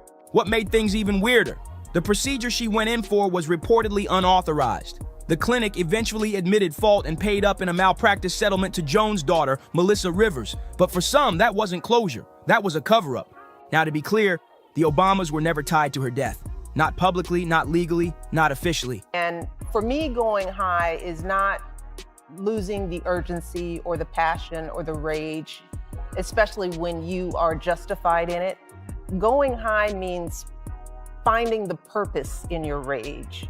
Rage without reason, without a plan, without direction is just more rage. President Obama even sent Melissa a handwritten letter calling Joan brilliant and funny. A graceful move on the surface, but here's the question that keeps haunting people online. If the claims were total nonsense, why respond at all? Some say it was just good manners. Others say it screamed one thing: damage control. look at that and go, no, it is not. No? Yeah, no, it's not. I mean, you know, the thing about what I learned in those 8 years is that home is where we make it. And we were in the White House for 8 years, but it wasn't the house. It was us in it. It was our values and our love for each other. And we just moved that to another house. So. And let's not act like Joan Rivers was the only one stirring the pot, because guess who popped back up out of nowhere? Larry Sinclair? Yeah, that Larry. A convicted con man with a reputation for wild stories and zero courtroom credibility, but his old claims just won't die. Sinclair's resurfaced interview sent shockwaves again, this time with a little help from none other than Tucker Carlson. Suddenly, the internet was buzzing about a wild night back in the late 90s. Sinclair claimed he met Obama at a bar, shared some white powder that rhymes with cane, and ended up in a hotel room, saying it wasn't just a political conversation, if you catch the drift. Now, is he credible? Not legally, not officially, but in the court of public opinion, the timing had people suspicious. Why now? Why again? And why was Tucker giving him the mic? Of a marriage on the rocks. The question now isn't if, but when. If I had to guess, they will wait until after the inauguration to announce it. Timing, you know, is everything.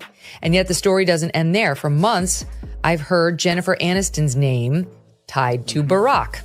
At first, it seemed ridiculous, but the rumors have remained steady among New York. Online threads lit up, and Joan Rivers' old comments, they started sounding different to folks.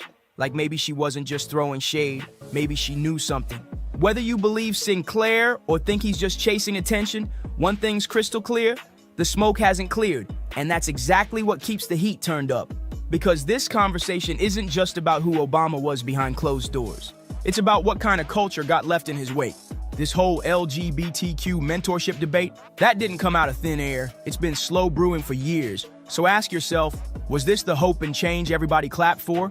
Or was it the fine print nobody bothered to read? Then came the whispers, the kind that start deep in the comment sections and end up blasted across talk radio. Whispers that Barack and Michelle, they're not really together anymore.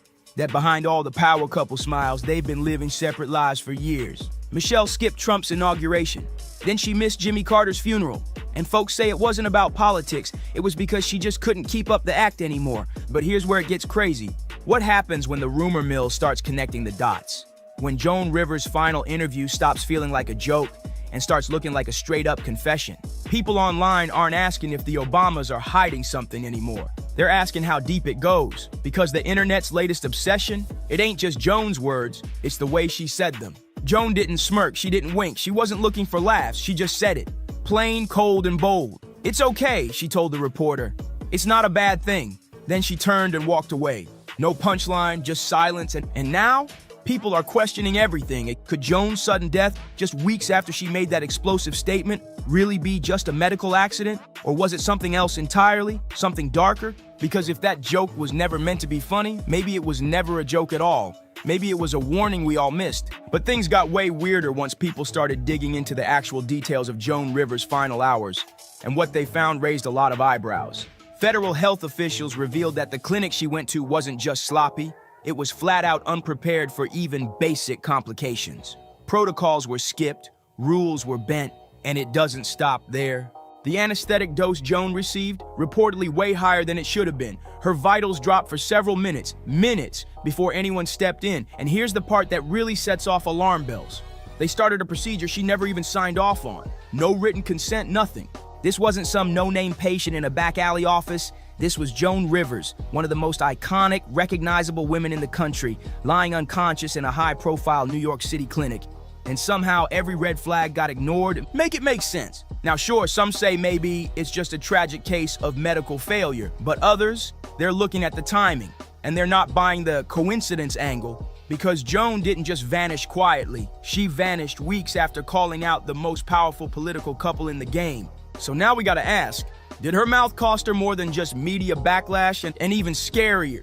What else was she about to reveal before they cut her mic for good? She had already said it, on camera, loud and clear, called Obama our first homosexual president, declared Michelle was a transgender, not maybe, not rumored, we all know. And then, silence, permanent silence. But the questions never left the room. Who let an unlicensed doctor take selfies with Joan Rivers while she was unconscious on the table? Why did the surveillance footage from inside the clinic just vanish during the investigation? And how does a routine outpatient visit, something thousands of people do every day, spiral into a deadly disaster with zero criminal accountability. Let's be real, this ain't just about Joan anymore. This whole rabbit hole, it goes way deeper, straight into the glowing heart of Hollywood. Because if Obama wasn't just a political figure, if he was more like a cultural architect, then maybe the real stage wasn't just the White House, maybe it was the entertainment industry. Think about it. Over the years, we've watched TV and film do a complete 180. Storylines that used to be niche, suddenly front and center. What used to be optional became mandatory. Inclusion didn't just show up, it took over. And yeah, it was dressed up pretty, glitter, rainbows, and feel-good slogans. But now even some Hollywood insiders are quietly asking, was all this just a natural shift, or was it a masterclass in cultural choreography? And the name that keeps rising to the surface in all these whispers, Jennifer Aniston, yeah, that name came out of nowhere. Let's be real, nobody saw that pairing coming. And yet, the headlines started popping up everywhere. Check out aisle tabloids, gossip blogs, late-night talk shows, all hinting that Barack Obama and Jennifer Aniston might have been sharing more than just Netflix logins. Aniston shut it down quick. On Jimmy Kimmel, she called the rumor absolutely untrue, said she's only met Barack once and knows Michelle better. It was clean, polished, and delivered with that classic Aniston poise. But even with that statement on record, the rumors didn't die. If anything, they morphed into something bigger. Not about romance, but strategy. Because here's the thing, Barack Obama's post-presidency has been anything but quiet. Through Higher Ground Productions, his media company, he's inked massive deals with streaming giants, launched documentaries, and placed himself right in the center of the entertainment machine. And Jennifer, with her Apple TV hits and that America's sweetheart image still intact, she's the perfect media ally, trusted, beloved, influential. So maybe this isn't about secret dates or love triangles at all. Maybe it's about power moves. Two of the most carefully curated public figures, one from politics, one from Hollywood, subtly shaping what we watch, what we value, and what we believe. When it comes to public trust, Barack Obama and Jennifer Aniston are like pure gold, untouchable. And in today's world, where narratives shape not just opinions, but votes, values, and identities, who better to deliver the message than Hollywood's most polished insiders? Now here's where it starts making people real uncomfortable. Because if Obama's time in the White House was just Act 1, then the entertainment industry, that might be Act 2. No more politics through policy, now it's persuasion through storytelling, subtle, slick, and everywhere. We've got a generation raised on Netflix, Hulu, and hours of binge-worthy shows. And most don't even realize how often political messages are baked right into their favorite content. So was it just a coincidence that progressive narratives suddenly took over primetime right as Obama stepped off the political stage and stepped straight into the media game? Or was that the rollout all along? Some industry vets, quietly off the record, have hinted that Obama's Hollywood reach runs deep. We're talking about casting influence, storyline direction, even behind-the-scenes greenlights, a so-called cultural alliance, a tight-knit circle of A-listers, producers, and showrunners who all move with the same mission. Whether that mission is authentic or something more orchestrated, that's where the water gets murky. But even the casual viewer is starting to notice something weird. Shows with heavy social messaging, they get the red carpet treatment every time. Fast-tracked awards, viral press, glowing reviews. And if the man pulling the strings just happens to be a former president with a Netflix deal, a production company, and global influence, let's not act surprised. Soft power has always been the slickest way to shape hard reality. Meanwhile, the whispers keep evolving. Talk of divorce, political disagreements, and more public appearances where Michelle Obama is noticeably absent. The timing, sketchy. She skipped Trump's inauguration, then Carter's funeral, and folks are noticing not just the no-shows, but the subtle body language in the rare moments they do appear together. Then came the podcast bombshell, not some random blog, but actual Washington insiders. They casually claim Barack and Michelle are living completely separate lives now. That alone made headlines, because when it's not just Twitter trolls or anonymous Reddit users, but connected DC reporters dropping that info, people pay attention. And just as all this heat was reaching a boiling point, another familiar name slid back into the headlines, Larry Sinclair. Yeah, the same guy mainstream media dismissed years ago as unreliable, unstable, and full of it. But suddenly, he's back, this time with help from alt media platforms and one massive interview with a political commentator who gave him the mic and the spotlight. Sinclair's claim that he and Barack Obama shared a wild, drug-fueled encounter in a limousine on a cold Chicago night in 1999. Long before anyone outside Illinois knew who Barack even was. The story? Graphic, lurid, shockingly specific. And yeah, Larry Sinclair's credibility was ripped to shreds the first time around, but the timing of his comeback now, way too suspicious to ignore. What makes this twist hit so hard isn't just the wild claims Sinclair made, and it's the deeper idea his story points to, that there might be entire chapters of Obama's life that have been scrubbed, edited, or locked away completely. When Sinclair first went public, the media wasted no time dragging him. Headlines called him a convicted con man. He even failed a live polygraph test at a press conference. But here's the strange part. Coverage ended right there. No follow-ups, no real investigations, no reporters digging deeper. The whole thing was shut down almost instantly. And that's what got people talking again, because maybe it wasn't just about dismissing a lie. Maybe it was about erasing a problem, and fast. Whether Sinclair was telling the truth or not almost didn't matter. The story itself was seen as too risky, too messy, too disruptive to the legacy of America's first black president. And that's the real Pandora's box here, because if even one detail in Sinclair's story checks out, if any part of Obama's early life was quietly swept under the rug to protect a polished image, then the question isn't whether we were lied to. So the real question becomes, how much haven't we been told? In a world where every celebrity slip-up goes viral in minutes, how did someone as globally visible as Barack Obama manage to sidestep a story like this for over a decade? Whether Larry Sinclair is just a fabricator chasing relevance or a whistleblower lost in the noise, his story taps into something deeper. The uneasy feeling that we're not just watching a tightly managed political brand, but living inside a narrative where the most important chapters were never printed. And just when the noise dies down, it kicks right back up. This time, Meghan McCain stirred the pot. The daughter of the late Senator John McCain, and then a woman raised in DC drama, said on air that she's personally heard divorce rumors about the Obamas, not from tabloids or social media, but from serious, connected journalists. Then the internet started buzzing again. Right-wing influencers resurfaced old claims that Jennifer Aniston had been quietly spotted at private Obama events. Off the radar, no cameras, no press. And suddenly, it didn't sound like gossip anymore. It felt like the kind of story no one wants to confirm, but too many refuse to ignore. And here's what makes it all stick. For every denial, a new breadcrumb drops, a weird photo, a missing event, a cold stare caught on camera, just enough to keep people watching. Because let's be real, America loves a power couple. But it loves a scandal even more. And when that couple built their image on unity, loyalty, and transparency, even the whiff of betrayal feels like a national heartbreak. But maybe this was never just about divorce rumors, missing appearances, or who's getting cozy in some filtered Instagram post. Maybe the real story out is about power. The kind you can't vote out, the kind that doesn't need a title, an office, or a campaign trail. The kind that lives in your feed, streams through your favorite shows, and slips quietly into your everyday life without you even noticing. Yeah. Because what if Barack Obama's greatest legacy wasn't the speeches, or the policies, or even the 8 historic years in the White House?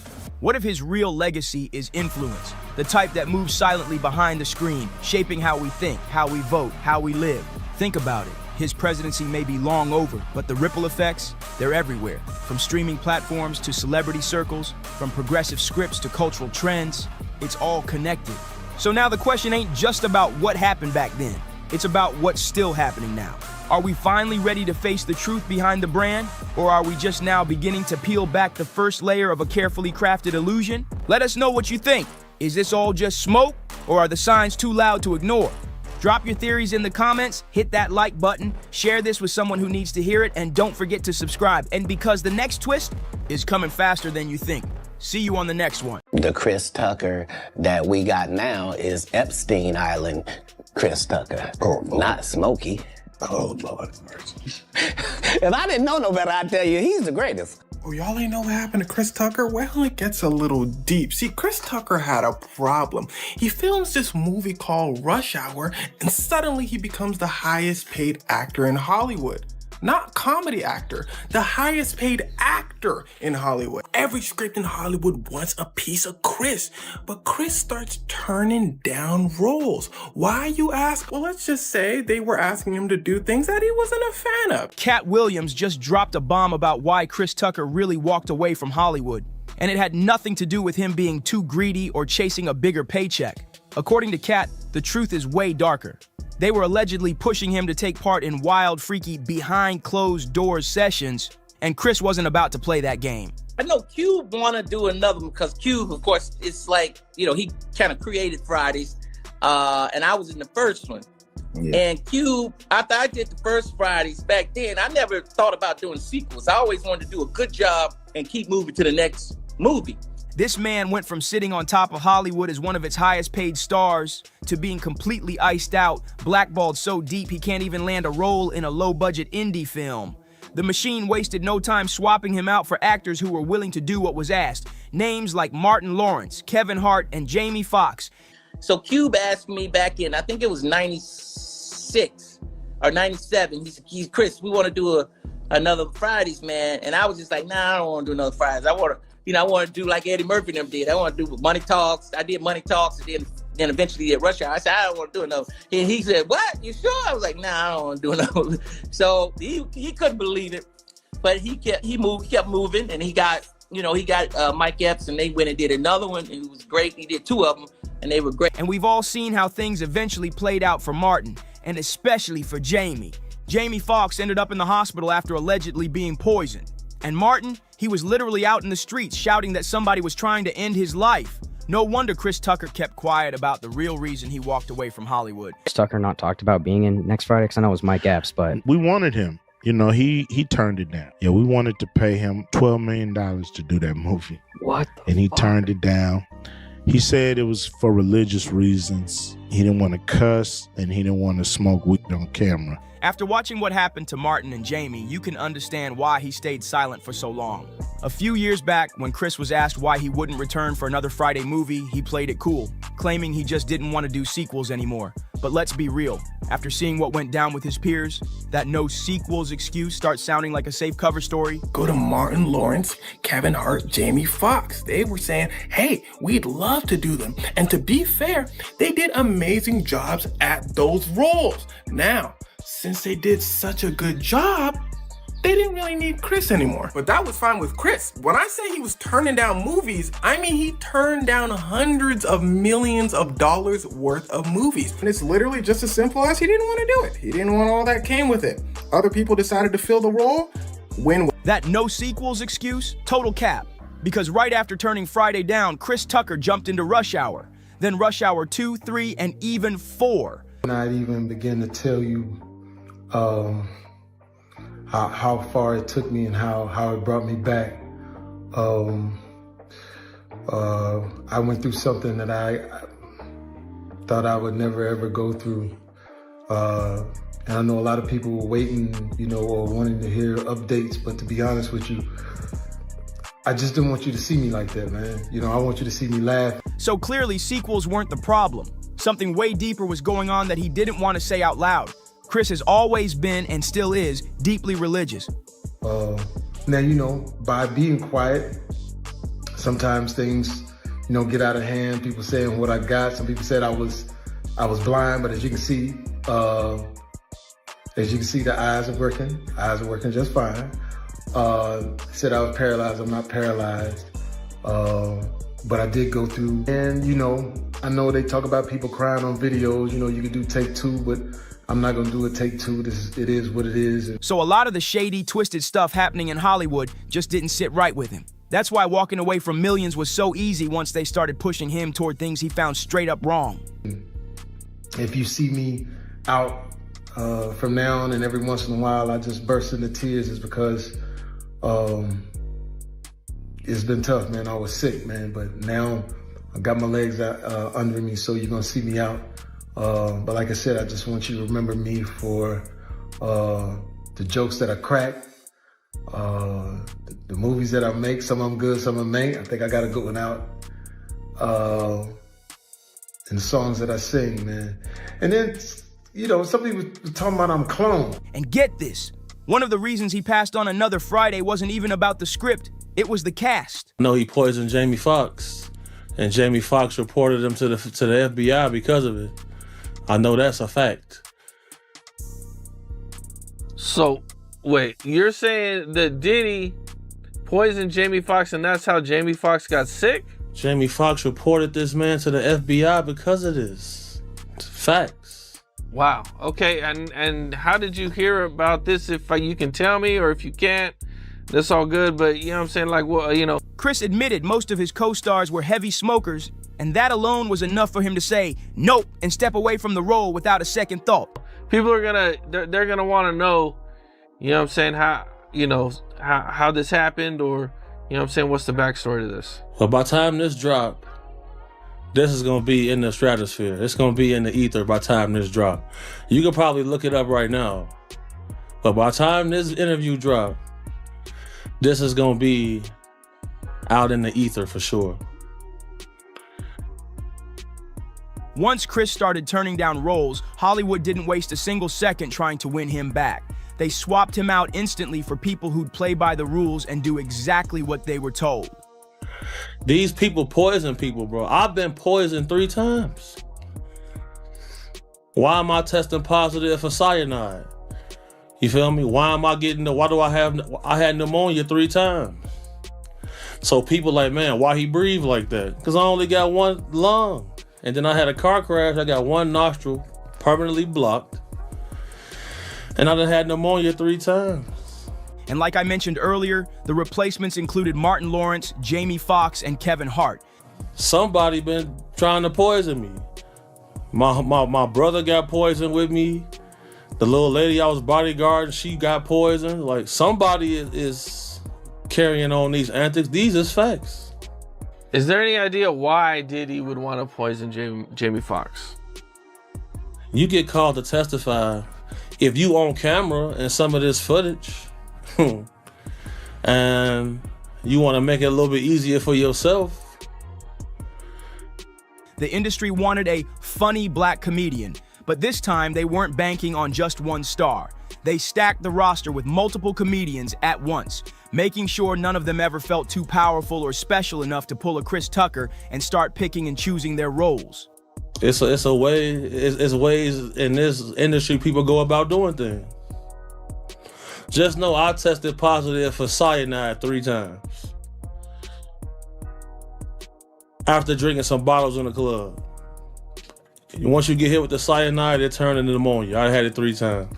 The first to fall was Martin Lawrence back in 1996, and it was wild. He was found in the middle of a busy Sherman Oaks intersection, clutching a firearm and shouting at random drivers that someone was trying to take his life. Dr. Schutte came out. He said, well, we didn't find where it was coming from, but he is having a stroke. He may be able to make a full recovery, but it's gonna be the worst. My youngest daughter, she's 14. I didn't want her to see me like that. But she snuck into my hospital room with her guitar. They said I was paralyzed. Said I couldn't walk. One witness even claimed Martin was yelling, "Fight, don't give up, fight the power," as cops and medics tried to get him under control. But here's where it gets shady. In 15 years in Hollywood, no one in Hollywood has a memory of going to a sold-out Kevin Hart show, there being a line for him ever getting a standing ovation at any comedy club. He already had his deals when he got here. Have we heard of a comedian that came to LA and in his first year in LA, he had his own sitcom on network television and had his own movie called Soul Plane that he was leading? No, we've never heard of that before that person or since that person. Instead of digging into why he was saying all this, the media buried the story's edge. They brushed it off as just a manic episode and rushed him to the hospital. The tabloids kept branding him as troubled, hinting he was on substances, while completely ignoring his chilling claims that someone was actually after him. What do you think a plant is? Maybe people don't understand the definitions of these words. He just did his documentary with Chris Rock where he shows you that his whole upbringing in comedy was on the East Coast. Yeah, it was. So how simultaneously was he here in Los Angeles doing the same thing? It didn't happen. It didn't happen. And I hate to seem like a petty individual for picking apart lies. This is where it turns downright chilling. The doctors who treated Martin came forward and flat out denied the media's narrative. They made it clear there was no medication or substances involved in his breakdown. And here's the kicker. Satan can't create anything. That includes blessings for his people. That's why, you know what the number one job of somebody that sold their soul in Hollywood is? What? Is to act like it didn't happen. They all do the same job. Why do you think Gary Owen can't cross over and he already white and been in comedy for 25 years? Just 3 years after that chaos, Martin almost lost his life to a sudden medical emergency. Then in August 1999, things got even scarier. Martin collapsed while jogging in extreme heat and slipped into a coma. He was lucky to survive, but when he woke up, something had changed. He was never quite the same. His career lost its spark, and rumors swirled that he's been quietly battling multiple health issues ever since. The Chris Tucker that we got now is Epstein Island Chris Tucker, not Smokey. Oh, Lord. If I didn't know no better, I'd tell you he's the greatest. I don't care what you say. To be confident and not delusional is a real skill. And it didn't stop there. Jamie Foxx faced his own nightmare in April 2023 when news broke that he'd been rushed to the hospital after reportedly suffering a stroke. Word on the street, Jamie Foxx's stroke wasn't just bad luck, it was allegedly an attack. The rumor says he was poisoned, and the source of that rumor is none other than Diddy's former bodyguard, Big Homie CC.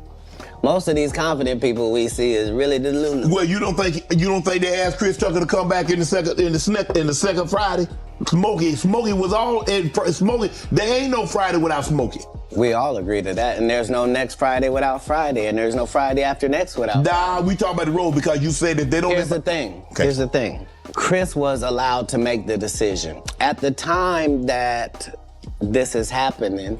He didn't sugarcoat a thing. He flat out accused Diddy of being behind Jamie's sudden illness, claiming they allegedly hit him with cyanide. Big Homie even said he was targeted himself, twice, with the exact same poison, and in one attempt, his own brother got caught in the crossfire. Somehow they both survived, but the story is chilling. And here's the wildest part. Cat Williams is known for smoking weed. Willie Nelson is known for smoking. Right. Snoop's known for smoking weed. But none of us is really known except Willie.